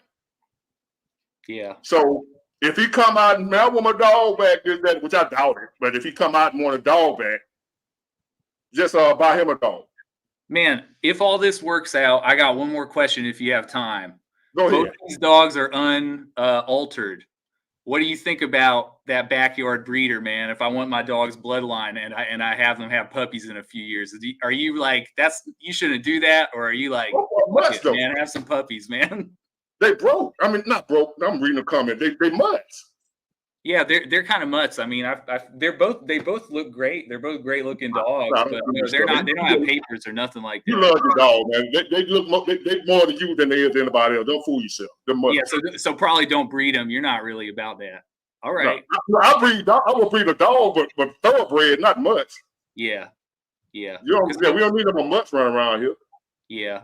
Okay, I'm probably gonna get her spayed, man. Shoot, I appreciate that a lot, too, man, because I've been thinking about that a lot too, man. Thank you. Yeah, get her spayed, man. But wait to see your dog. Well, yeah, wait to see your dog. Yeah. What's that? What'd you ask? No, wait till it's your dog. I wouldn't get a spayed yet until you know it's your dog. Yeah. Oh, definitely not. Yeah, definitely not. Cool. But but I can pretty much guarantee it's your dog. Yeah. Well, I mean, I guess I'll know, tomorrow if I don't hear from him. You know now. Big Ward telling you is your dog. That's a Hell dope. yeah. That's a dope thing. That man ain't thinking about that dog. Oh man, that's awesome. But I appreciate you, man. Let me get on to somebody else. Thank you for joining me. Thank you so much. I appreciate you, man. I got so much love for you. Take it easy. All right, Blue, you up next. Then Zay Story. What's going on, Blue? What to do, Big Ward? I'm glad. Thank you for being patient, man, for waiting. Already. Yeah. I got Blue. I got Zay Story. I got T-Dex. Okay. Yeah, I just want to tune in about the little relationship topic you were talking about earlier. What you got? I agree with you on that. About no relationship in this day and time. Cause like the women nowadays, well, the mothers, they teaching they boys to be gentlemen, right? Yeah. And they teaching the girls to be finesse. So you're gonna always, huh? They teaching the girls to use what you got to get what you want. Yeah. I got 2 boys and a girl. And I already told them, love your sister and your mama. And that's it. Now don't mistreat women, but don't take them serious nowadays. They ain't got nobody to teach them how to be women. No, yeah, them days they're over with. I'm from the South, just like you from the South. And then I feel bad for people nowadays because it's natural for everybody to want, somebody in your life. Especially women don't believe how a man really wants one woman. They think we just some big hoes and want to fuck everything. At some point in time, we did. But we reach a point where we mature and you want a family. Right. And they think we don't never want a family. We want one, but a lot of us then woke up and realized that ain't it. That it ain't it. No matter how it's, and they looking at how it's supposed to be, I'm looking at how it is. Right. So when I tell a young man, don't even worry about the relationship, man. Get your money. Make love to that money. And man, sure know what to say. Make love to the money, man. Ain't nothing like riding in a Lamborghini. Are you from Alabama, right? Yeah, Mobile. Okay, yeah. Well, see, we from the same. Well, I'm from the South. I'm from Mississippi. What part? I'm from the Delta. Like, I'm probably like you ever heard of Greenville? Yeah, you ever heard of Louisville, Mississippi? I'd heard of it, yeah. Winston County. Okay, yeah. Philadelphia, Mississippi. Yeah, I've been out there to the water park. Yeah, my family from Louisville, Mississippi. Well, Mississippi Burning. Well, Mississippi Burning. That was about with civil rights workers. That was in Philadelphia. Mm-hmm. I stayed like not too long, not too far from where the little incident happened to Emmett Till. Yeah. Yeah, I stayed not too far from there. History. Real history. You doing the fishing? Fishing, man. Fishing, hunting, planting, This what I everything need. around here, man. This is what I need to anybody that's listening. You ever heard of a crappie? Yep. A white perch, they call it white perch crappie. White perch, crappie, buffalo. No, I want a buffalo. I want a buffalo. I want crappie. I'm willing to pay whatever crappie. somebody want for a crappie. That's what I want. Man, I can go walk outside right now and go catch a couple of them if I want to. We got the creek right here. Crappie? Yep. Not brim SD crappie. They that's right, CRAPPIE. A white perch. That's what they call a white perch, a crappie. That's the best fish on the planet. But they're hard to come by if you ain't somebody that know how to catch them. So you gotta have them skills, some hunting skills. Anybody that's listening, I will pay you whatever you want if you can get some. I can get you a bag of them tonight. Man, name your price. How far that is from Mobile? I'll get in my car and ride. It probably about I say about 2-3 hours. You said Greenville, Mississippi? I'm actually in Arcola, but I'm closer to the biggest city. It'll be Greenville. And Greenville, like 15 minutes away from where I'm at. Man, for Christmas, you said Arcola? Yep. I see it. I'm like, you ever I know everybody on this live seen that tornado that happened in Rolling Fork. Yeah. I'm right down the street. Okay, it's 4 and almost 5 hours for me. God damn. Hey, I ride, man. I ride for you catch 200 a day. 200 what a day? Where they from? I don't know. It's say R. Mitch Cullen. He said he catch 200 a day. Wait, man, I'm on my way now. Hey, man, that's the best fish I ever ate in my life. A crappie. And I haven't had one in about 3 years. Can't find them nowhere. Man, you don't know what you mean. You can't go to the fish market and buy them. So, anybody within the sound of my voice, if you want to hit a lick, let me know you got some crappie. BigWater@yahoo.com, and you name your price. And I might be here you tomorrow. Big Water. That's all we do down here, man. We ain't got nothing to do. Well, you ain't missing that. Ain't nothing to do anyway. We got a lot to do in Mobile, get killed. They down here, they killing down here. You don't want to do nothing. They doing the same thing down here too.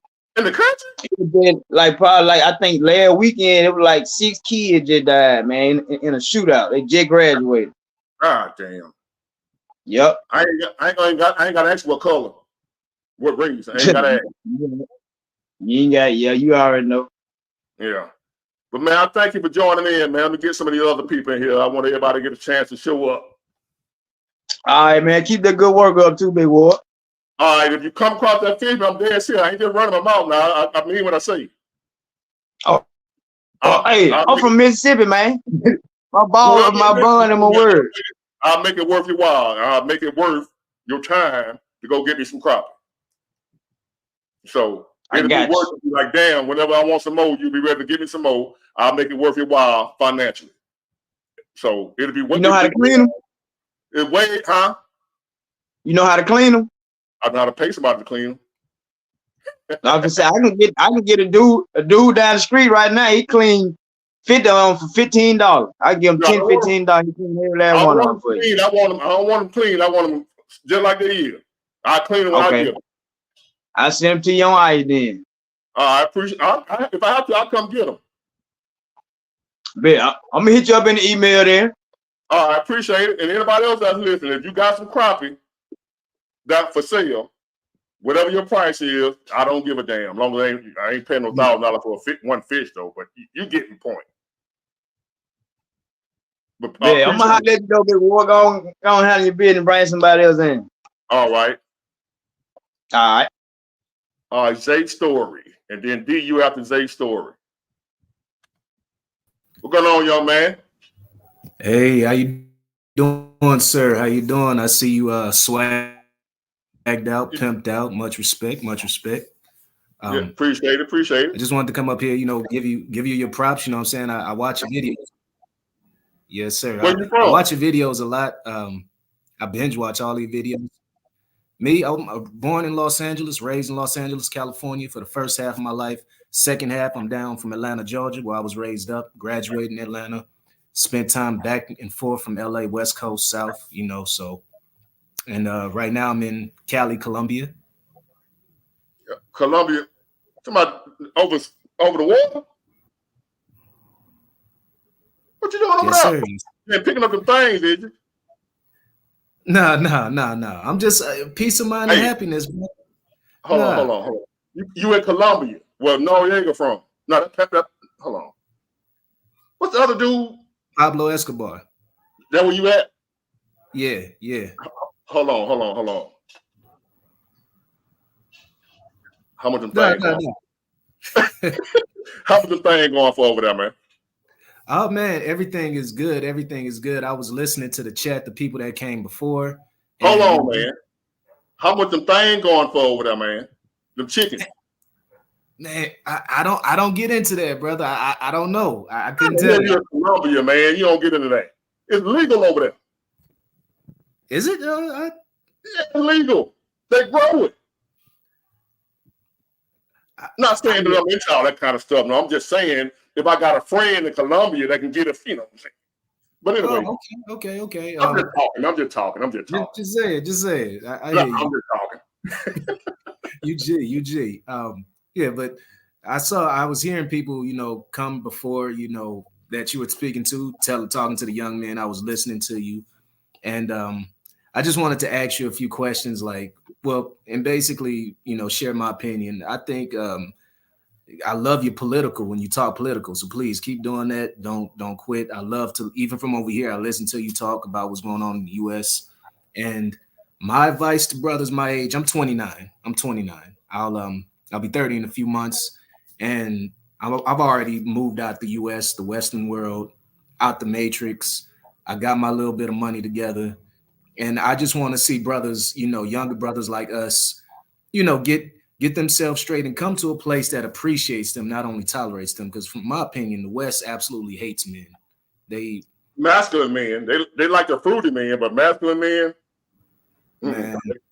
Man. And when it comes to relationships, brother, it's plenty of other females all over the world that appreciate Black American, us Black men. You understand what I'm saying? That's not just gonna use you and not gonna just discard you. Like my father, my dad himself, this man owes over like 500 bands of child support right now. Over 500 bands. My father is 60, gonna be 68. He almost 70, and he can't get a passport. He can't move the way he wants to. They garnishing his SSI checks. Did you get any of that money? No, it wasn't he was married to my mom after he divorced his first wife or his first set of children, my sisters, and she got on the state without his knowledge. And all of a sudden, this was back in the 80s, he just started noticing his checks was getting garnished. My father is a hardworking, law-abiding citizen, military, army veteran like me.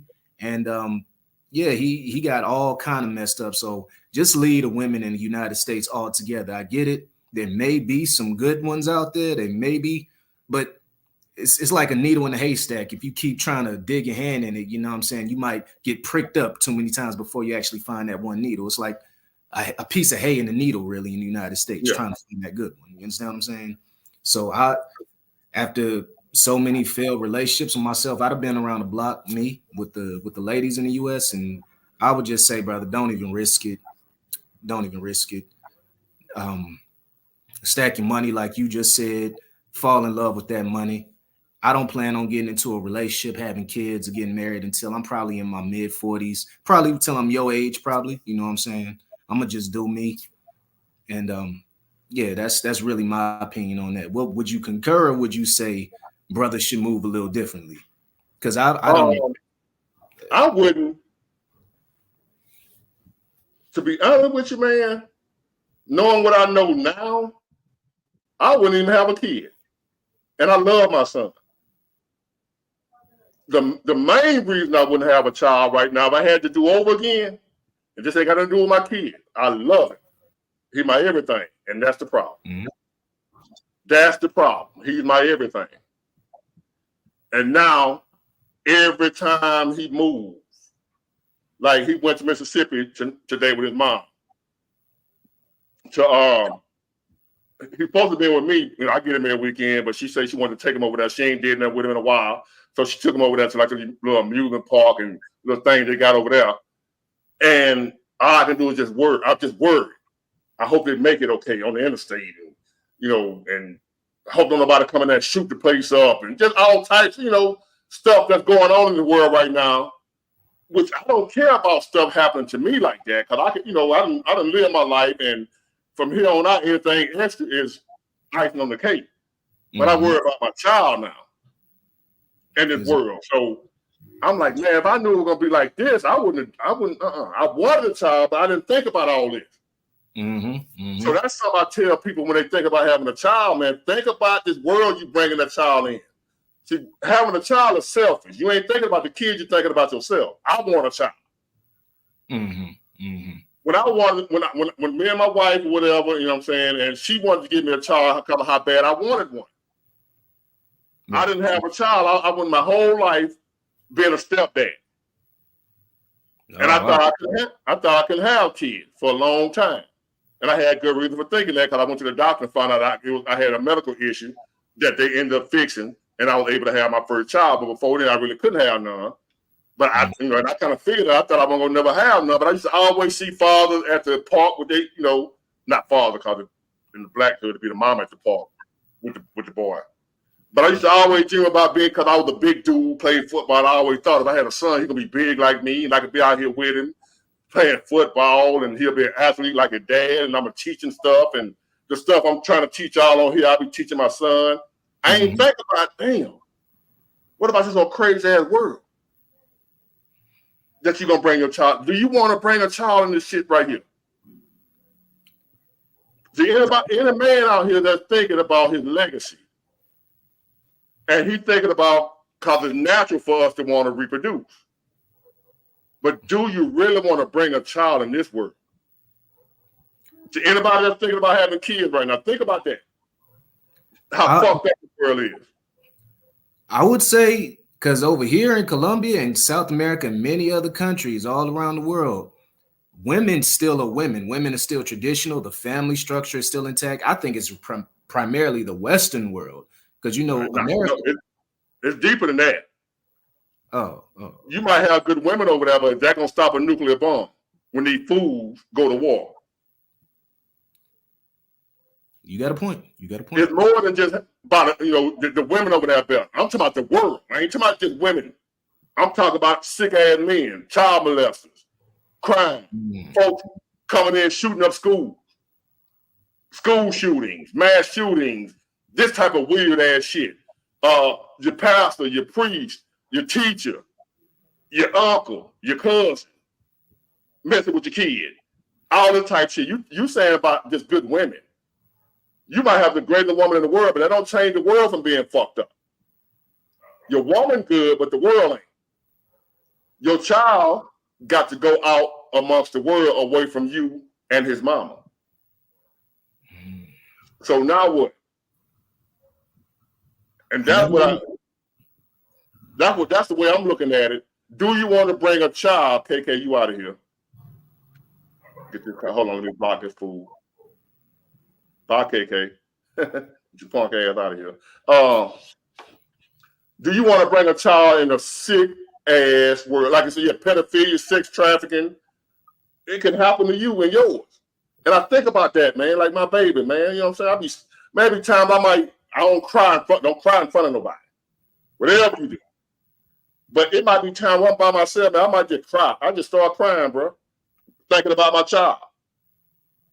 And I see stuff that other folk going, I might be watching I watch Gunsmoke, and they have a bad tendency of this commercial coming on when I'm watching Gunsmoke about the little kid with cancer. The little 5-year-old kid started having a headache, and found out they had brain cancer and all that. What about all that shit? Damn. You know what I mean? Like, so now I'm sitting around going, Lord, I hope my child don't come down with no illness or anything. That shit, man, it's nerve wracking, bro.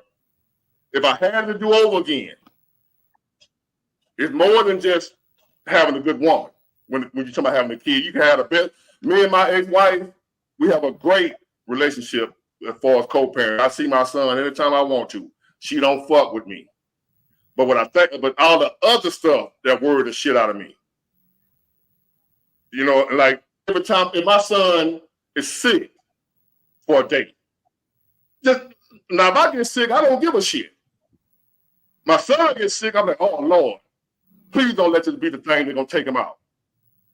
All that type of shit.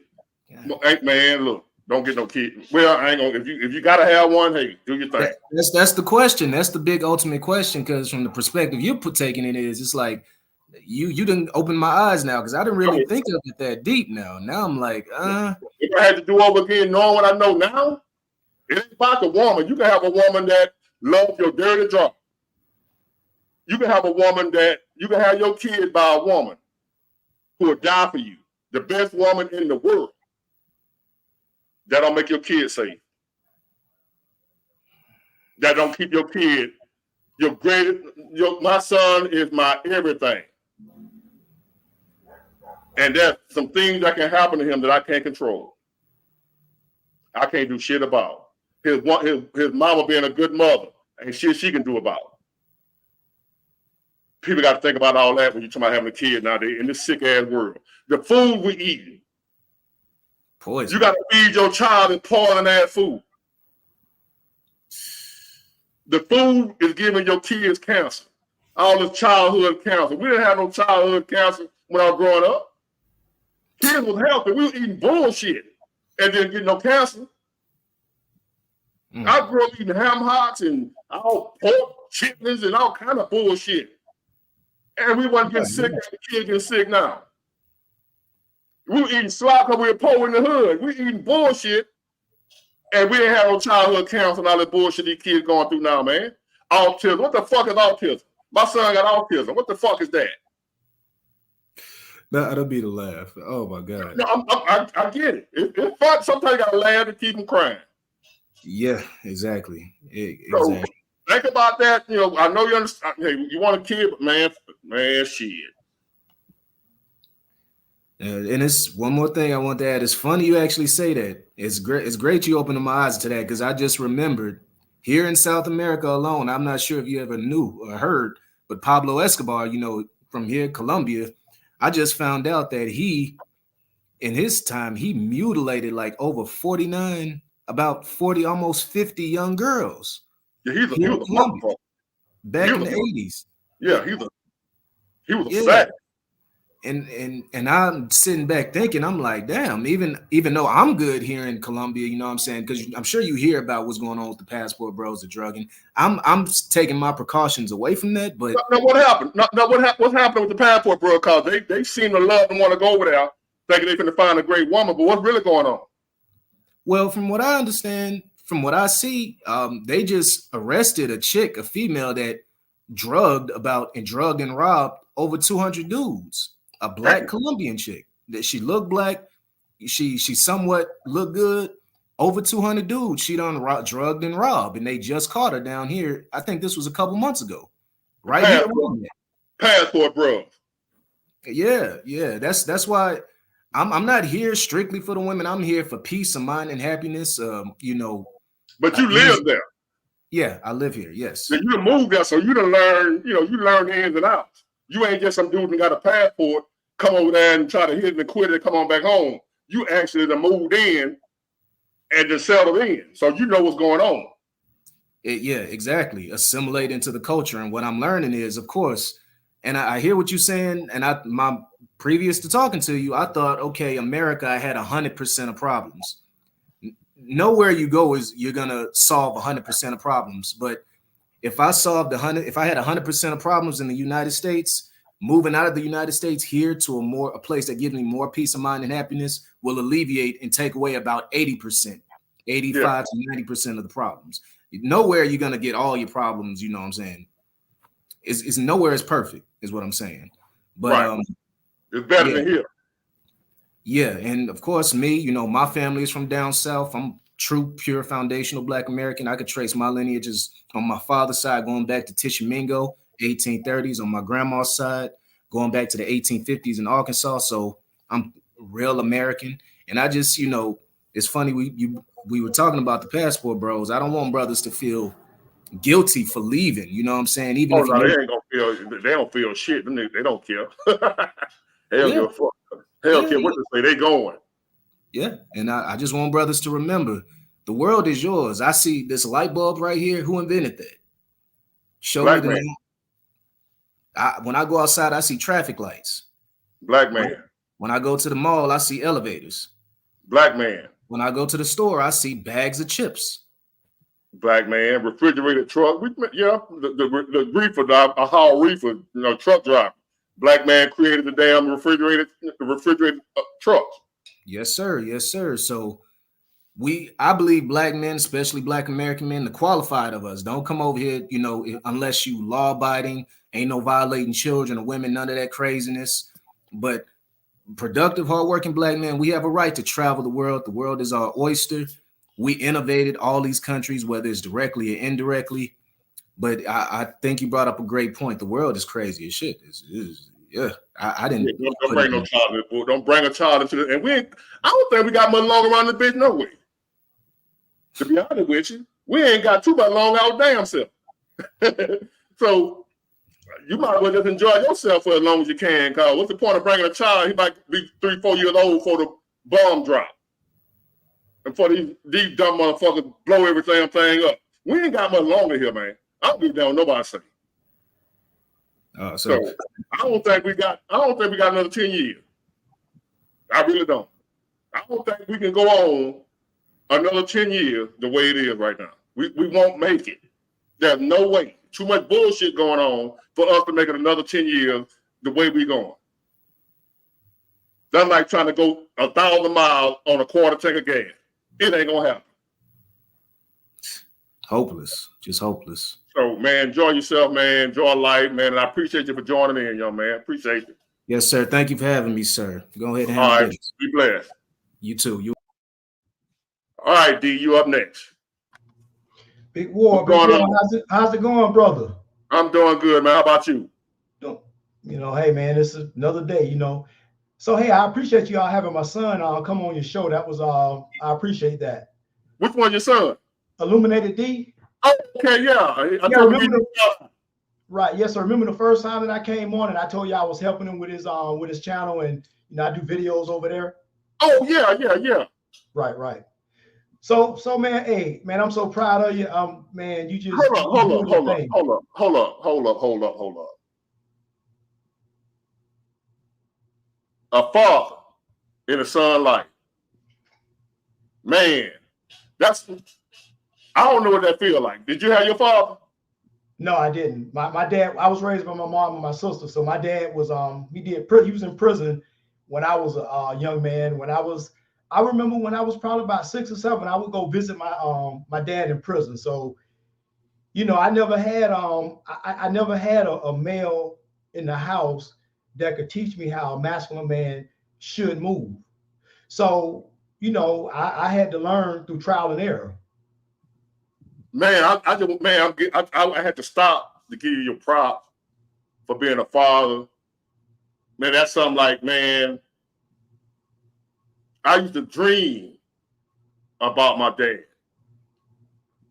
And I want to tell women that the dad might not be paying child support. He might not be doing this, that, and the other. If that man wouldn't have been in that child life, especially a boy, damn the money. The money might come later, what have you. He might, but let that boy, because I used to dream about my father. But he wouldn't, and my father didn't have the issue where my mom didn't want him around, because my mom, she abandoned me too. Right. But the people who took care of me, who raised and adopted me, they loved my dad. He could have came by anytime he wanted to. Right. He would walk right past my house and keep going. I'm out there in the yard playing with my diggity dog and look like little toys, what have you. Right. He wouldn't stop nothing. You know what I'm saying? So I can't even imagine not being there for my kid like that, man. And I give props to any man that go through what you got to go through to be a father and still hang in there.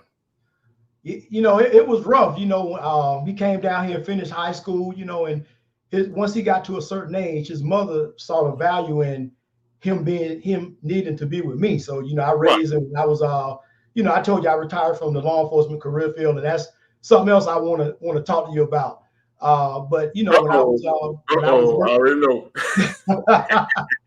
Hey, hold on a minute. Hold on. Gabriel, Israel, you next. And 19, what should I do? So don't y'all go nowhere. Y'all hang on in there. All right. All right, go ahead. So, but you know, it was I remember those days. You know, I was actually a detective in those days, so it was tough. You know, he got into things in high school and what have you. But you know, I look at him now, and he's doing well, and that's something to be proud of. You know, I know I'm proud of him, and that's why I try to help him with his look, you know, with his channel and what have you, which is doing very well, might I say. His channel. I think I subscribed. What's the name of the channel again? Illuminated D. Hold on. Don't go nowhere. Hold on. We're gonna talk, but let me make sure, because I try to make sure I support my people. All right. ILLU. He spelled it a funny way. Yeah, let me I'll get it for you. He was supposed to drop. I got ILLUMI, and then it was something else he did. And number 8. MI8. Yeah, let me pull it up for you and give it to you.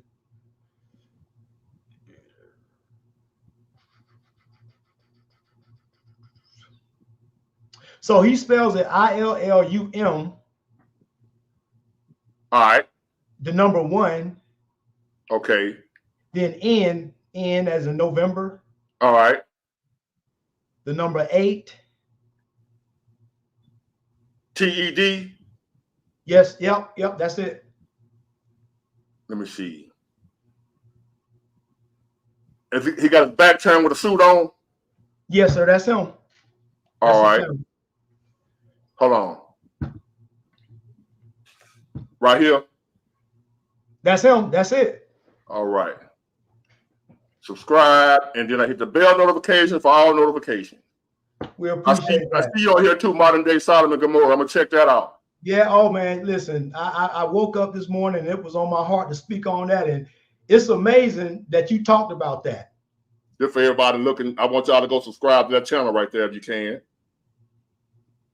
You can see that clear? You see it? Yeah, it's a little blurry. Pull it back a little bit. Hold on.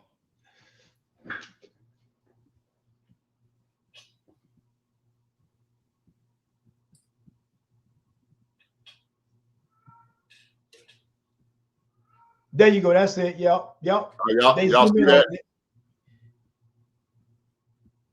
All right. Yep. Now let's go with it.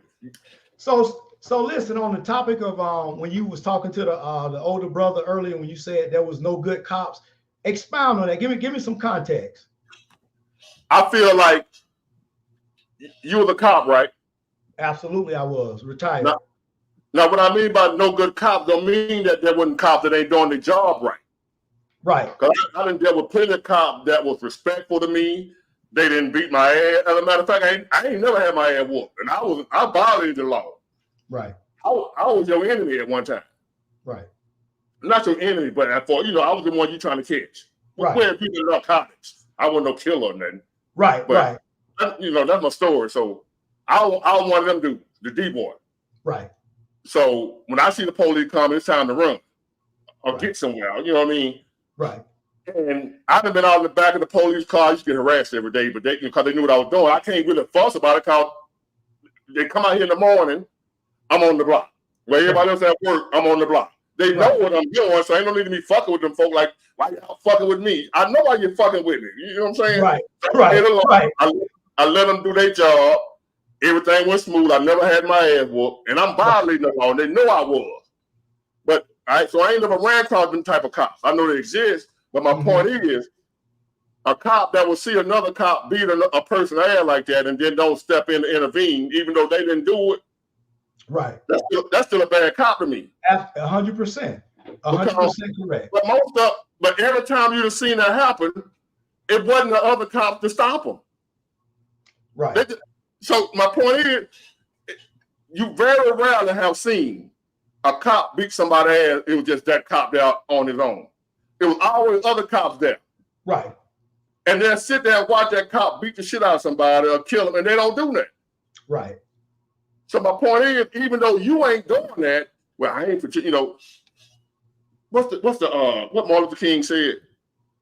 People that what's that saying? I forgot. If you stay quiet when you see injustice going on, you just as guilty. You just as guilty, right, right. And I agree with you 100%. That I agree with you 100%. 100%. If you quiet when injustice is going on, you just as guilty. I agree. You sitting there watching, and most cops ain't gonna do shit. Right. Because we haven't seen it not one time. And all these killings, all these fucked up police killings, not one time have we seen a cop be the one that stopped it. Another cop. Right.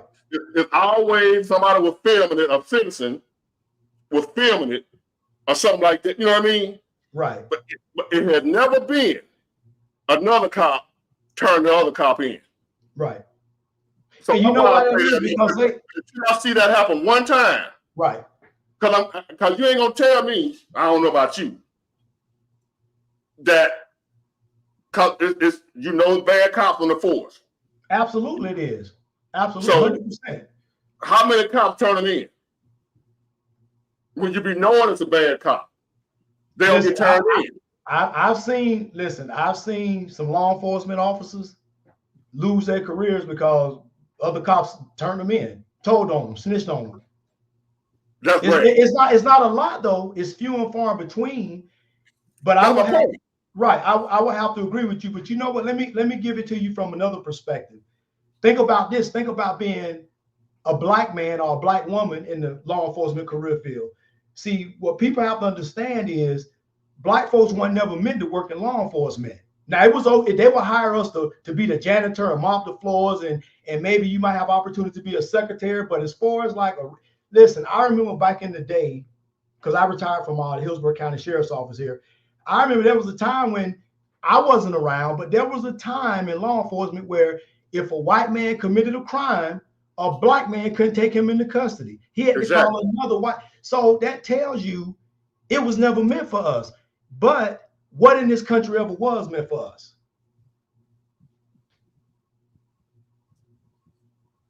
Nothing. Absolutely. You're absolutely correct. Although this country was built on our backs. But coming from being an African-American that had the opportunity to be related to a woman that made history here in the state of Florida when she made the rank of major and then going to be the assistant police for the Tampa Police Department. That's how I got into law enforcement, because of my big sister. And let me tell you, that one right there, it was always by the book. No matter if they was white, black, whatever. She saved many of careers when the cops were dead wrong. But then when it was ever something that when it was an unjustified use of force, they didn't, they had to be dealt with. But now you've been following me for a minute. Oh, man, every day, brother, every day. All right. So you know how a lot of time when I say all, yes, absolutely. Everybody, I say that not all. Yes. So I'm quite sure I would just say it's hundreds of thousands of cops. Right. In America. I'm quite sure there are some of them that would turn another bad cop in. Right. My point is the majority won't. No, they won't. I say the majority won't do it. So that's too many. That's just like saying ain't no good cops. Absolutely. If they were one or two of them that actually do the right thing, right, for the amount of cops that there are in America, that's like saying it ain't none. Listen, I agree with you 100%. And here's the thing: if as a citizen, as a person that pays taxes and pays these people's paychecks, if you can't trust them to do the right thing, how can you trust them to enforce the rule of law? I don't trust them. Right. So when and man, let me tell you, people, the average person don't have no idea how hard it is to be black and working in a career field that's predominantly, was really meant for white folks. It's very difficult. And then when you can work in that career field and you can actually not just survive but thrive and make ranking, what have you. Let me tell you something. It's tough. It's tough, man. It's tough, bro. I tell you, it ain't easy. Hey, man, look. I'm laughing at the comment right here, man. You see that?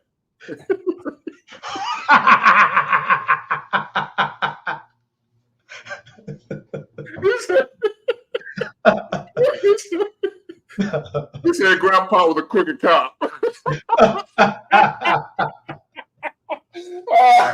Man, you crazy. The Robinson family, man. Right. Rest in peace, Grandpa. Right. Damn. That man, Grandpa was a crooked cop. Damn. Crazy. I had to let you see that, man. Yeah, man, I tell you, it's tough, man. It's a shame. When I look back over the, my years, because, man, I did a stint when I worked in the prison. Man, that was like I was in prison. I just got to go home at the end of my shift. And then, I took the extra training that I needed to in order to, go into the law enforcement perspective where I could actually, arrest people and work on the street. And, I did that. I worked undercover, for a number of years. And I really enjoyed it. But I'm going to tell you what I didn't enjoy.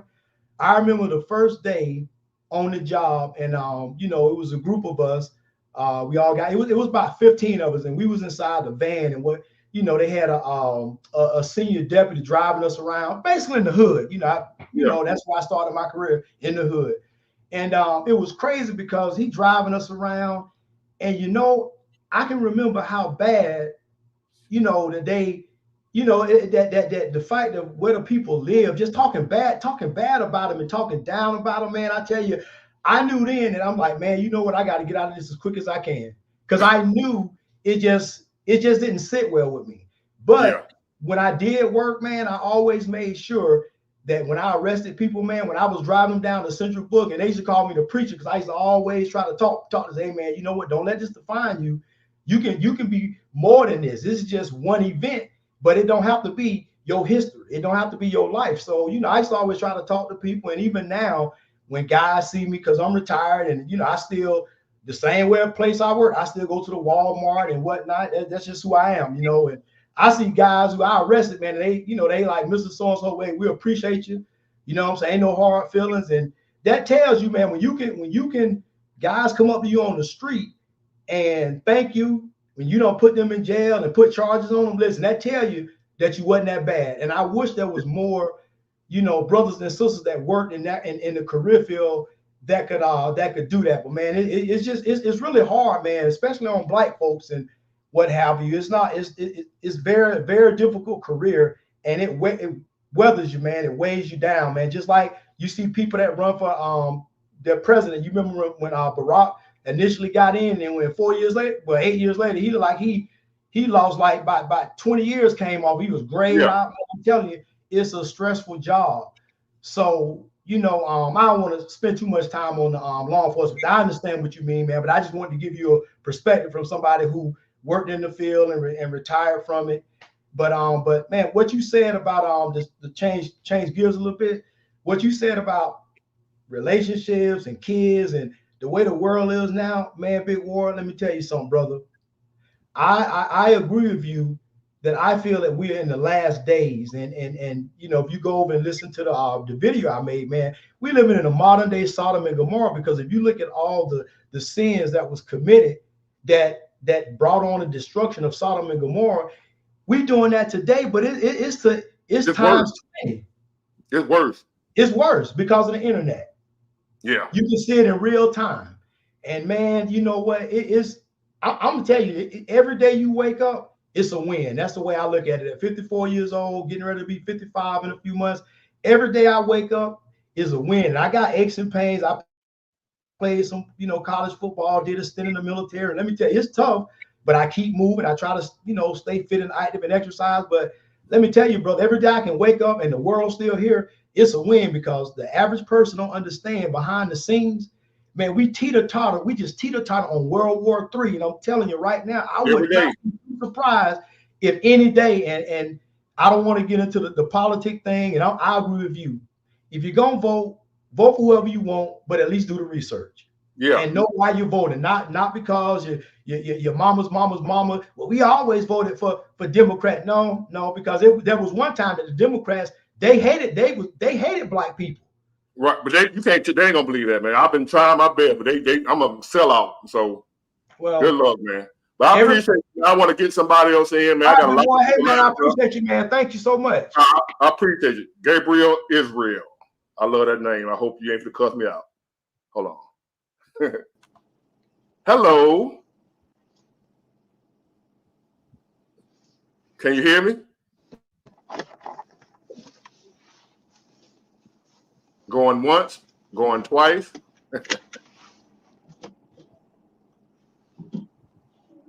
Gabriel Isbury, I want to talk to a woman here.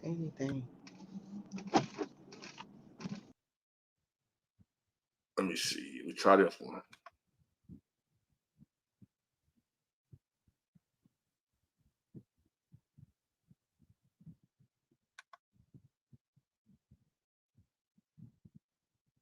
You're up here twice. All right, 19, what should you do? I'll try Gabriel Israel next. Again, brother. Oh, yeah.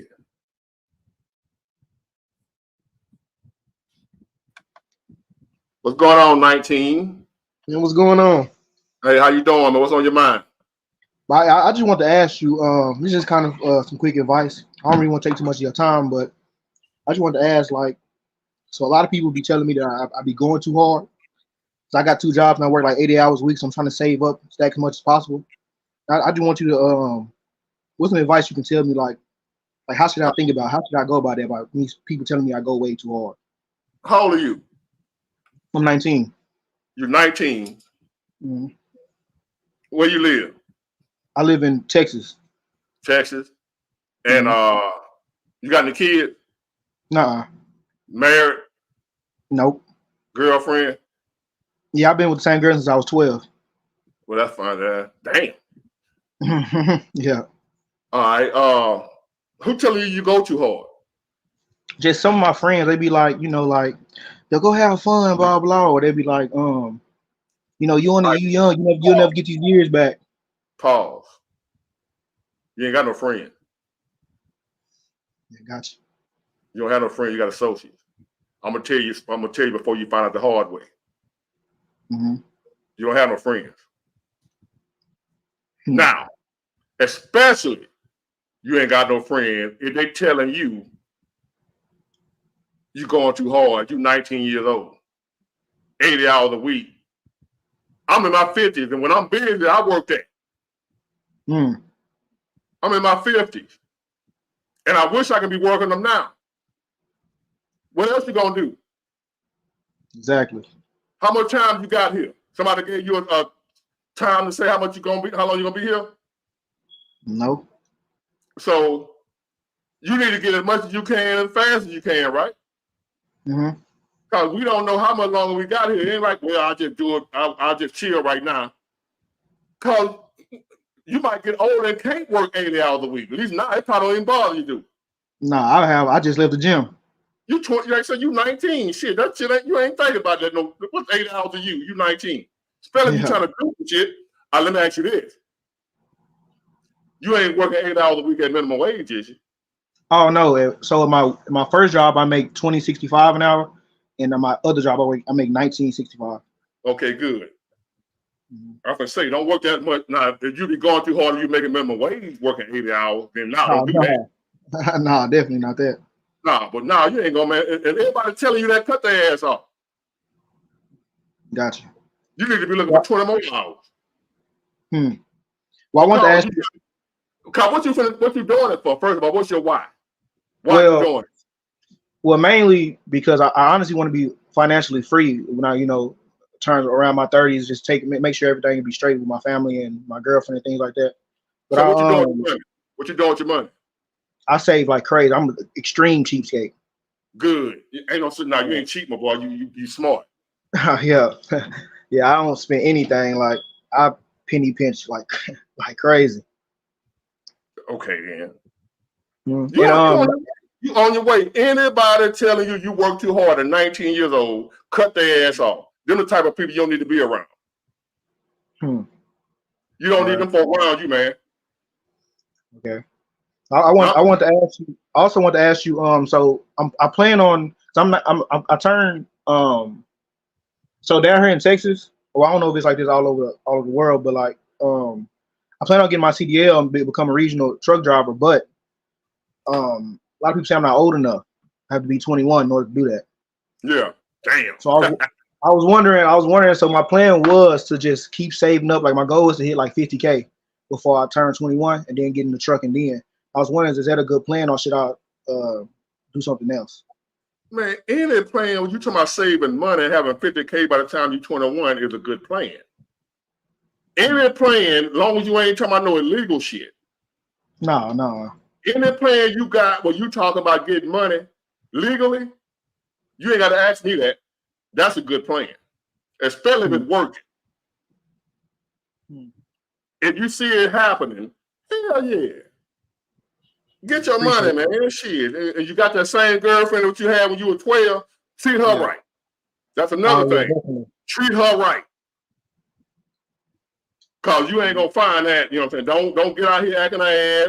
When you get your money, you probably money already right, but let you and your girlfriend, like Tupac say, me and my girlfriend, down the ride to the very end. You know, well, you probably 19, you don't know who the hell Tupac is, do you? I know who he is. I don't know too much, but I know who he is. Damn, you don't know. Damn. No, but you on the right path, young man. You got a girlfriend. Don't get no babies. Nah. Don't get no babies. All right. You've been with her since you were 12. Mm-hmm.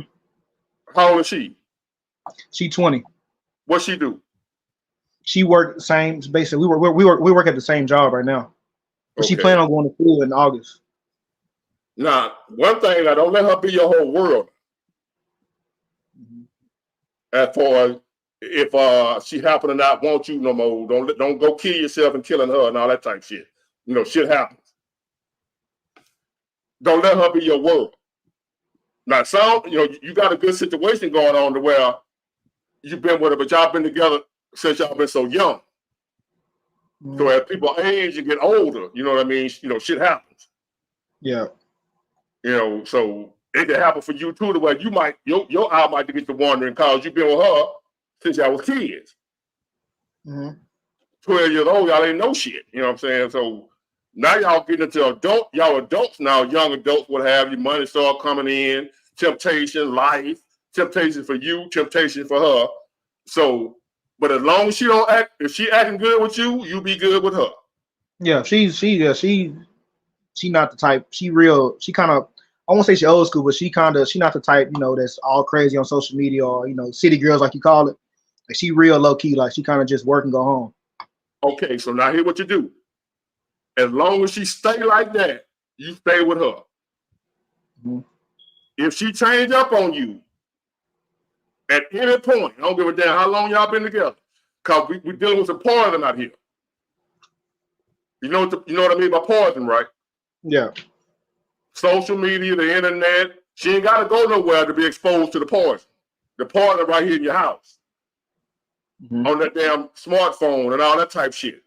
So if you know that any changes, you feel me?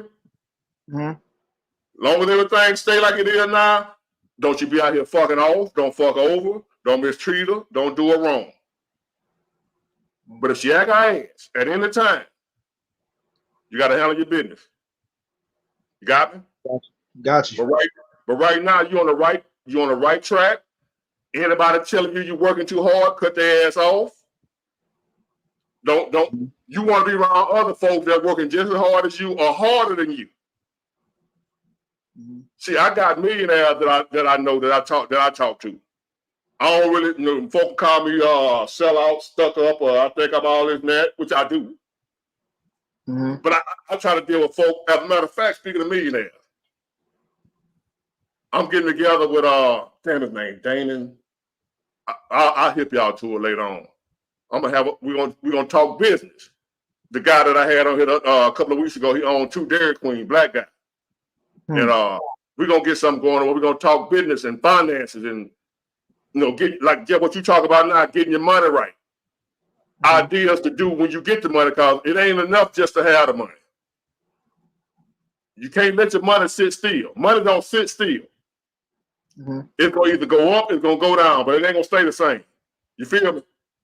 So Gotcha. you're gonna either be increasing your money or you're gonna be decreasing it. But it won't stay because you gotta either pay bills. Something. Your money don't move one way or the other. So you don't need to let your money just sit in the bank, just sitting there, whatever have you. You want to be investing, things like that. So we're gonna talk about it later, me and him. We're thinking about doing it Wednesdays.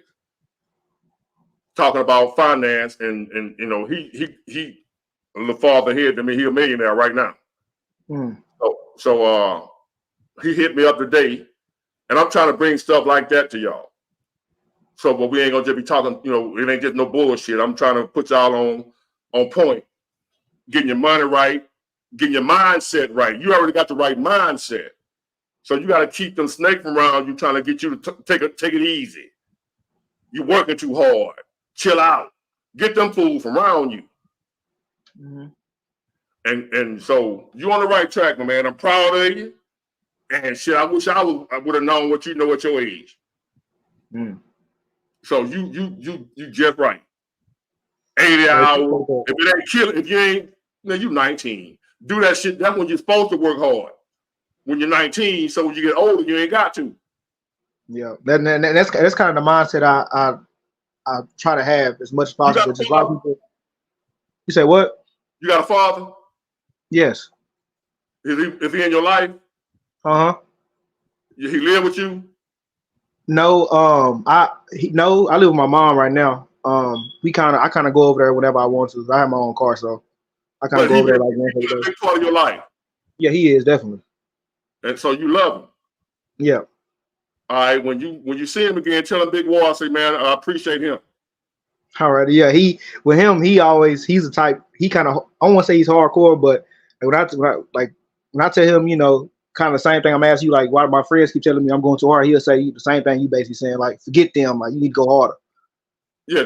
Tell your pop, show him who I am, and say, man, hey, tell myself what's up. Shout out, proud of him. So keep doing your thing, man. You got a real father, and that's how I knew. I said, this dude here got a pop. Yeah. At 19, with the mindset, you got a dad somewhere in your life. So hang in there, my man. I appreciate that. All right, appreciate you. Yeah. Where you at, Aslan? Is you still there, my moderator? Where you went, woman? There you go.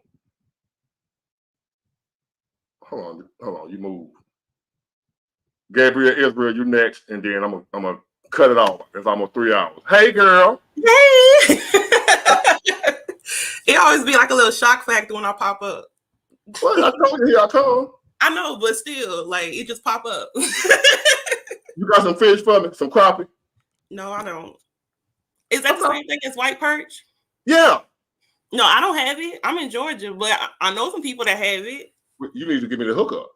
Okay, I got you. What's on your mind? Hey y'all, hey chat family. No, I just came up here because it was like a chill night. People was just talking, and I ain't been up here since I started moderating. So I just wanted to come say what's up. You moved up in the world. Yeah, I moved up in the world. Yes.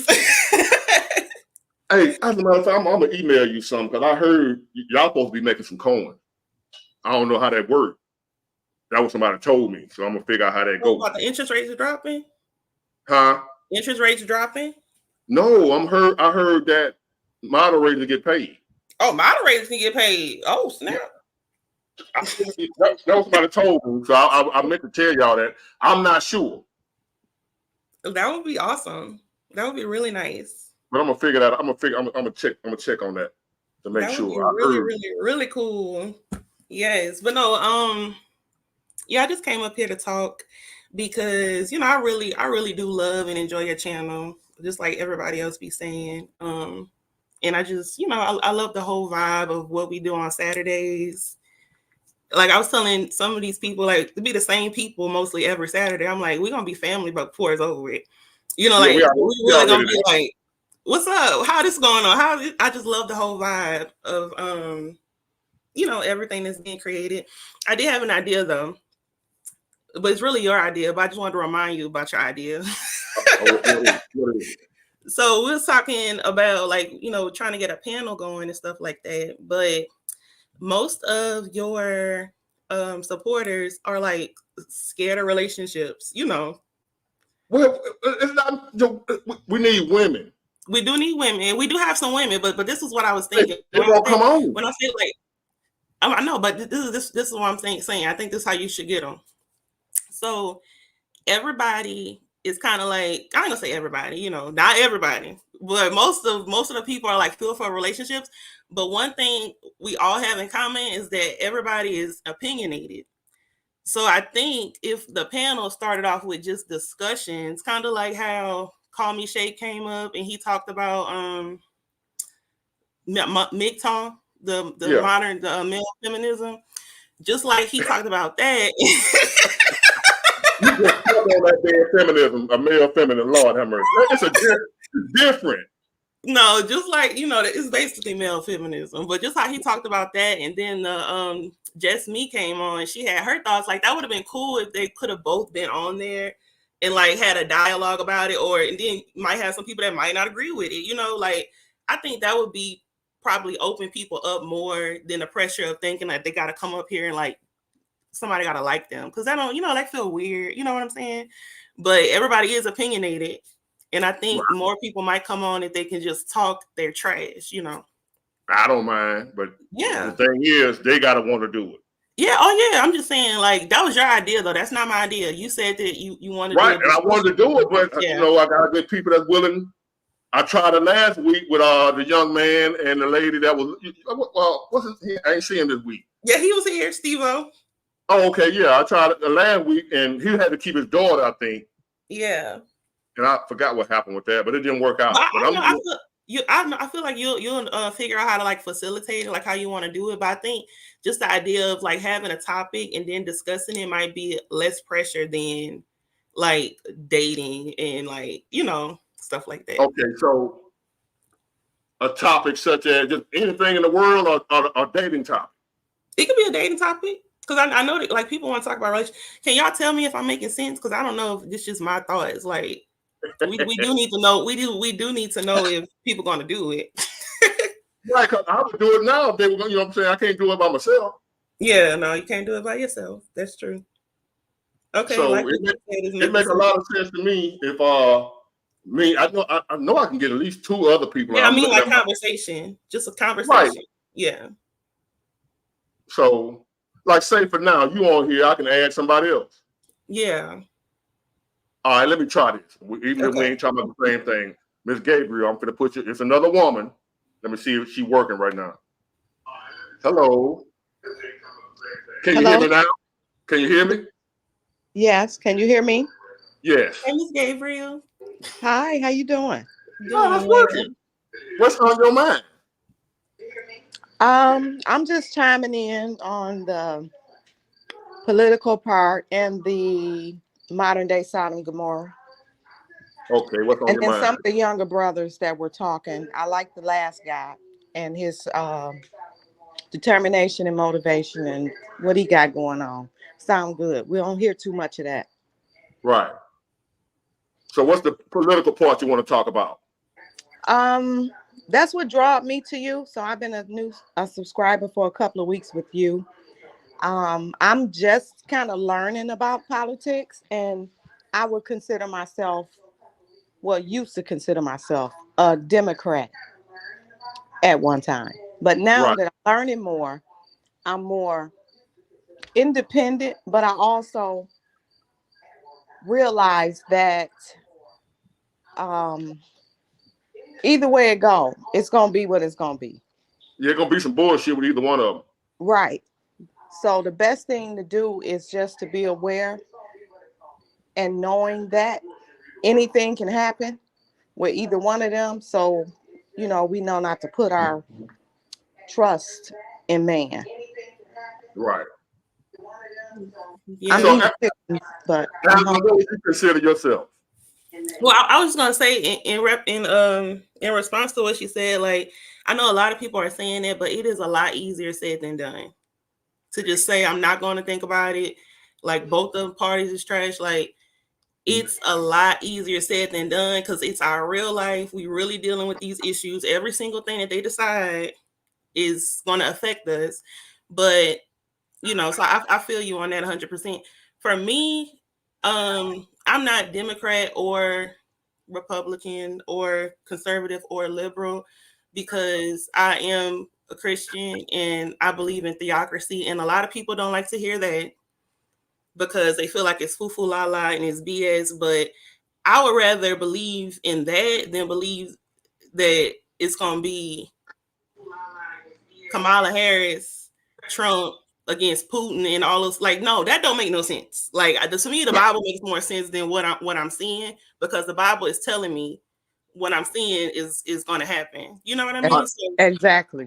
Now let me you on point with that. You were talking about the panel. Let me see if I can add one more person here, so that way I can get more than one person on here. Oh snap! We got a panel going. Let me see. I think who's been waiting the longest? Sack Bag Family. It might work. There you go. What up, my man? How y'all doing today? All right. So I got 2 men, 2 women. Now I want y'all. What's on your mind first of all? Let me see what you wanted to talk about. For me, I really wanted to get on here and just, you know what I'm saying, commend you for doing what you've been doing this whole time. And I just wanted a piece of advice from you because I've been running my I started my channel up, I want to say about a good 4 or 5 months. And I wanted some advice on how you keep going with your channel, like how you advance as far as like putting your content out and just being, you know, who you are, how you advance so far, like podcast. How did I blow up so quick? No, not so quick. Just how you advance, how you actually like get to the next level in your podcasting career. But to be honest with you, I don't feel like I'm at the next level. You don't? No, the other people tell me that I am, but I still feel like I'm just getting started because there's a lot I don't know how to do. Okay. So I feel like I'm just getting started. I'm a humble dude, so I done had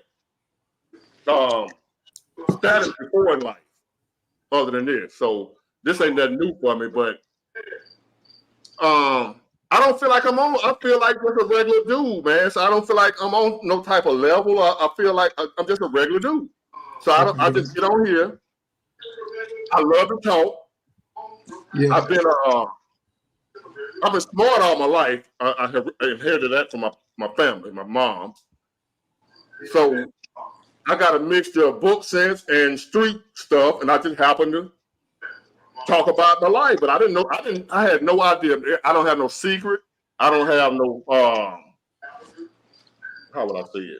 You gonna just go and talk, and it just did what it do. Okay. Can I say something too? Go ahead.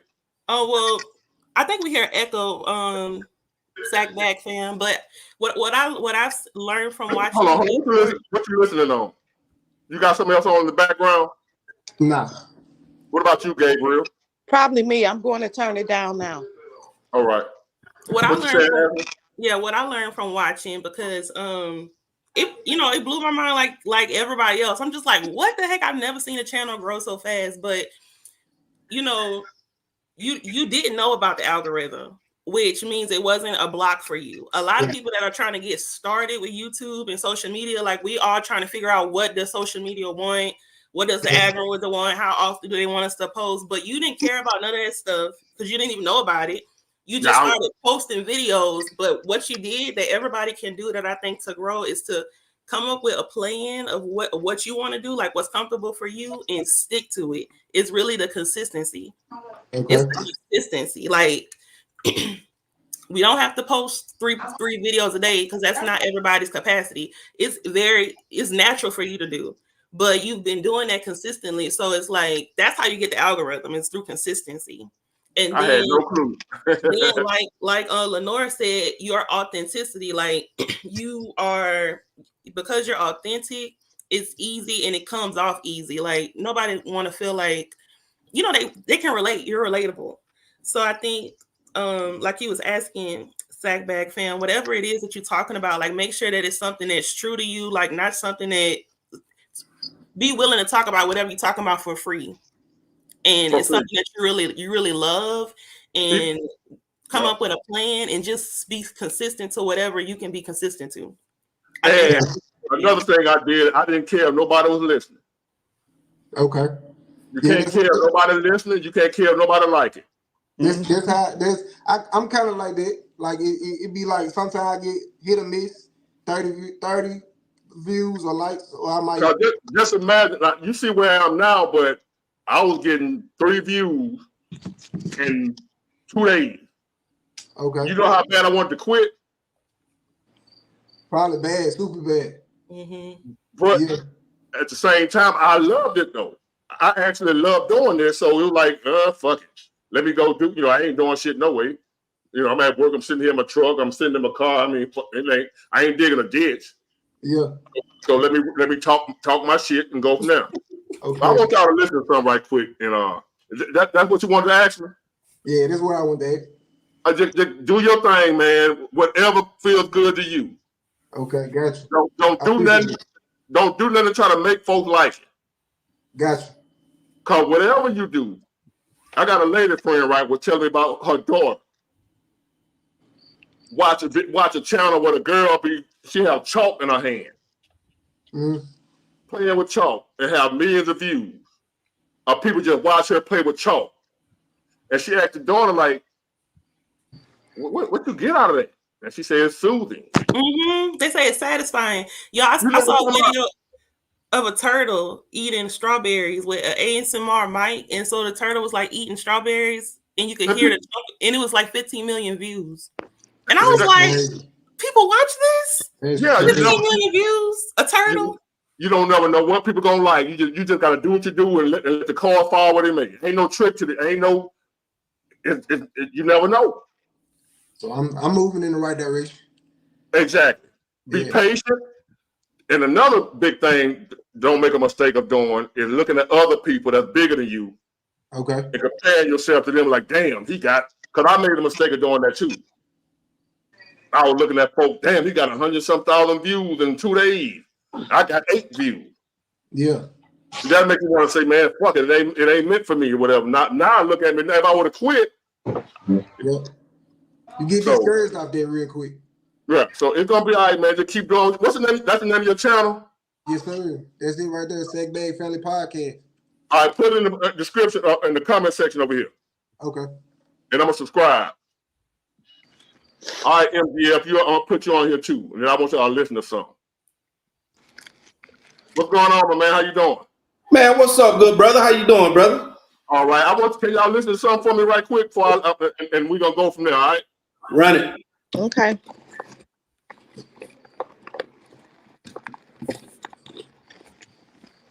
Speaking of Kamala, right? How do you feel about it? Because I know you made a comment earlier saying that she don't claim her black side.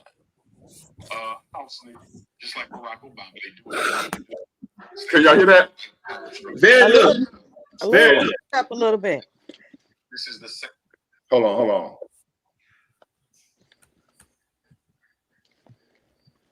A woman who went on international Hold television. on. Let me remind you.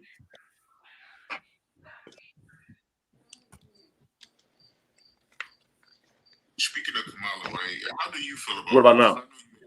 Perfect. Obviously, just like Barack Obama, they do what they need to do to stay close to the white power structure. She made a career locking up black people. This is the same woman who went on international television, or let me remind you, about a year or two ago and said America is not a racist country. You want me to go for a so-called black woman who went on international television and told the world that America is not a racist country. She spit in the face of the family of Trayvon Martin. She spit in the face of the family of Breonna Taylor. She spit in of the family of Michael Brown, Alton Sterling, Philando Castile, Locke, Dante. We can go on and on. Tamir Rice, all the Africans murdered by police, which are state-sanctioned executions. Let us be clear. The police are agents of the state. When the police kills a black person, that is a state-sponsored execution. In response to all this racism, the execution of George Floyd, this part-time black woman says America is not racist. And when I say part-time, Art, I'm not poking fun at her because she's being mixed race. I want to be clear.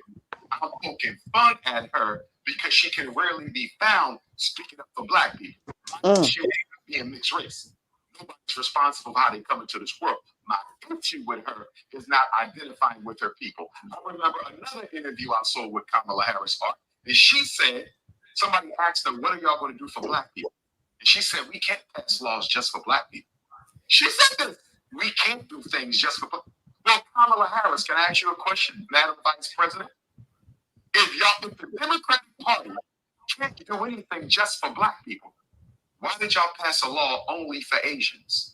Why did y'all pass a law only for Native Americans? Why did y'all pass a law only for transgenders? Why did y'all pass a law only for LGBTQs? Why did y'all pass a law only for immigrants? If you can't do anything just for black people, this is what she said. It came out of her mouth. If you can't do anything just for black people, how was it possible for you and President Biden to do all these other things for specific ethnic groups in this country, some whose benefit no other group can take anything from? Complete contradiction. Kamala Harris is not for black people. But you know what's going to happen? I'll tell you why they went that way. Or if they stay that way, they could flip around. But Well. Yeah, Somebody over in the world saying that, huh? and I believe it. I believe it. Yeah. I seen her on the BET Awards before they even started the show. She was on there with Taraji P. Henson, and this really raised my eyes about her. She said, "We on these streets." So Kamala goes, "Yeah, I'm on these streets, girl. I'm out here in these streets." That's how you see black folks, just in the streets? Are you serious? And they falling for it. We dealing with way more issues than I'm on the streets. The streets is why we messed up. And that's I all. feel you. That had me so triggered when I didn't watch the BET Awards. I don't rock with them. I just don't. But I watch it for edification, to see the mindset of our people and where we're at today in this world. That's why I watch stuff. I see it when when they post their pictures on how they looked on the red carpet or whatever. That's when I see it in them little clips. A bunch of thoughts. What you think on MGL? You have a channel? Yeah. It's called Holding It in the Road. And I just actually made a video. Brother made a video that I think need to go viral. And I just posted that video today. Name of the channel is called Holding It in the Road. Holding It in the Road. But in the comment section. Right. Thank you, brother. But how you doing, Miss Aslyn and Miss Gabrielle? You know what I mean? I'm doing well. Doing beautiful. How y'all doing? With the big, Can I big ward. All right. But I knew I heard that was Umar Johnson that was talking. Right. Let me tell you something, man. I mean, because this and the good sister Miss Gabrielle just spoke about it earlier. See, we've been reduced to either going with God or voting for the lesser of two evils when it comes to the political area. You get what I'm saying? Yeah. So everybody else, when it comes to politics, they get something. They want something. We the only ones that gotta, hey, look here, man. Well, it is what it is. It ain't gotta be. If that's what it is, I ain't giving you nothing. And your damn sure ain't just give them a vote because you got a D beside your name. Yeah, give them some trap juice and a bucket of chicken and send them on their way. I call her Kamala the Chameleon Indian. You understand what I'm saying? She can transform. She could be whatever she needs to be. That's why she's so good in politics. She got a wide variety of bases that she can touch. I seen where she performed the first gay marriage. Yeah, I saw that too. That did it for me. So that's another area that she can hit. She hit you right there. She's black. She's Indian. She's Asian. She's Jamaican. You know what I'm saying? She's an imposter. Yeah, she's not She's black. an imposter. You are what your father is. And whatever your father is, that's what color you are. Every seed after its own kind. Whatever the dad is, that's what she is. And that's how you have put your finger on her nationality. She's Indian. He's Indian. Thank you. She's an Indian. One thing that she's guaranteed is that she is not going to do anything for black people. That's the only thing. And she gonna fool with a guarantee. Half of the black. She gonna fool them with her skin color, like we thought Obama. And guess what? He ain't one of us either. He's an African, and we as so-called Negroes, we are not Africans. We're Hebrews. That's our real nationality that they have been lying to us forever. The black people need to wake up today. Right. Because it's getting bad out here, and it's going to get worse, and it's going to get worse, and it's going to get worse. We're watching America crumble from within, while China, Russia, and the rest of the East sitting back, they making moves to take over. And you see how they're ditching the dollar? They don't want this, they don't want that money. They don't want it. The dollar is decreasing. It is dying. So the dollar and the money is not gonna help us. You know, the only thing gonna help us. Are y'all listening? Yeah, we listening. The truth and living God. The truth, not no Christianity, not no religion. The truth. The truth is picking up that Bible, which is our history, the so-called black man, black woman. Pick the book up, read it from Genesis to Revelation, but mostly Deuteronomy 28. You have put your finger on you, your forefathers. You will find out everything you need to know about what's going on with us as a people and where we're heading. And the only solution to our problem is to turn back to the true and living God, get out of that paganism, quit following the white folks, lying to us all these years, keeping our identity from us, African American. How can we be two continents? Impossible. Ma'am, I don't want to interrupt you. I don't want to, but I agree with you with religion. That's one area of activity. But we still got to have a plan for this political area of activity. But I just told you the plan. The plan is turn it back to your God. Who have we turned our back on? That's why we ain't gonna do that. Ain't gonna, that's why we struggling now.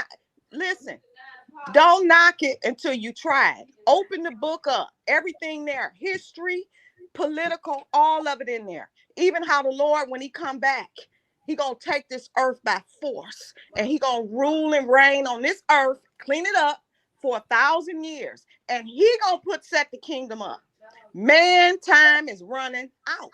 Believe it if you want to. And I can read it to you. I can read it to you. In Daniel. Hold on. The Lord said, in the days of these kings, will he set up his. I hear you, good brother. No, what you saying, yeah. But what I was saying was, you know, with all that she was saying, we still have to deal with politics. That's still an area of activity that's very important. You know what I mean? That a lot of people need to wake up to. Now I was listening to render unto Caesar what is Caesar's. Right. See, I was listening to the good sister earlier when she was saying that she just got into politics. Now she looked like she could be over 21 years old. You know what I mean? And for her to just understand politics, that's troubling. But there's a lot that's among us that's like that just do not understand politics. And only thing they know, and see, they know this. The elites know this. You understand what I'm saying? When it's time to vote, just like a robot will go and find a level with a D on it, and they'll put that, they'll just check that level, thinking it's safe to vote for the Democrats. You get what I'm saying? And like I say, all that Kamala is and all that she is not, the only thing that she is dead set 100% on, and don't mind saying it, is that she is not going to do anything for black people. So why in the world will we be protecting our sister? You Man, get what I'm saying? Man, you know how much they cost? It's all in my inbox, my email, what have you. How much of a sellout I am, and how I don't want to support the black. I hate black women. I'm like, man, y'all don't get y'all goof ass out of here. Big war, brother. It's called, if you go on Twitter, it's the modern masculine man. It's called Dear Black Men. The brother, the video ain't number like I said, I put it on my page, on our page. You understand what I'm saying? The video ain't number about like maybe a minute and 20 seconds long, and it was powerful. The message was powerful. You get what I'm saying? Yeah. He was saying, man, look, just stand strong because the attacks are coming. You get what I'm saying? It's like that chick Joy Reid, you know what I'm saying, throwing out them fear tactics, talking about, well, you know, you're gonna look real silly standing over there alone with them other folks. But we've been standing with y'all for almost 7 decades now and got nothing. Nothing. They're supposed to just overlook it. You get what I'm saying? You know, I don't want to switch gears or anything like that, but you was talking to the brother that was the police officer, and I agree with you 100%, man. It always is another cop standing there when somebody get gunned down, but we supposed to be talking about all these good cops. You understand what I'm saying? The good sister, is it Sarah Massey? Yeah. Is it Sonya Massey? Yeah. You know, what needs to be said can't be said on social media. But I tell you this right here, brother. See, we know how to handle each other. We know how to get justice when we feel like we done been done wrong. By our own kind. By our own kind. But see, when one of them do it, man, hey, brush that piece of cardboard off and get a marker and let's write a sign on it and let's go sing a song and walk down the street. You understand what I said? Like we just helpless people. You know what to do. We ain't gonna do it. Everybody talk about what they got on them and what they'll do with it. You understand what I'm talking about? But when to each other. But when your real enemy show his face, you ain't got no smoke. None. You get what I'm saying? You ain't got no smoke. If it was one of us that done something that egregious, we wouldn't see the next day, bro. You understand what I'm talking about? So what need to be said? That's why I ain't make no video on that. What need to be said can't be said. I'm tired of it. We all tired of it. You know? Exactly. Well, you know, it's 3.5 hours in. I didn't know it was that far. And it's 11:15 my time, so I'm gonna call it a night, y'all. I feel you, bro. I feel you. And I appreciate everybody that joined in, everybody that watched, and everybody that supported me. Oh, and I didn't mean to cut the young lady off, but she wouldn't let nobody else talk. You know what I'm saying? So we can't do that. So I appreciate y'all, man, and we're gonna call it a night. That's a bet, brother. Appreciate everything you do, Big Ward. Keep growing and going, good brother. All right, good night, y'all. That's a bet.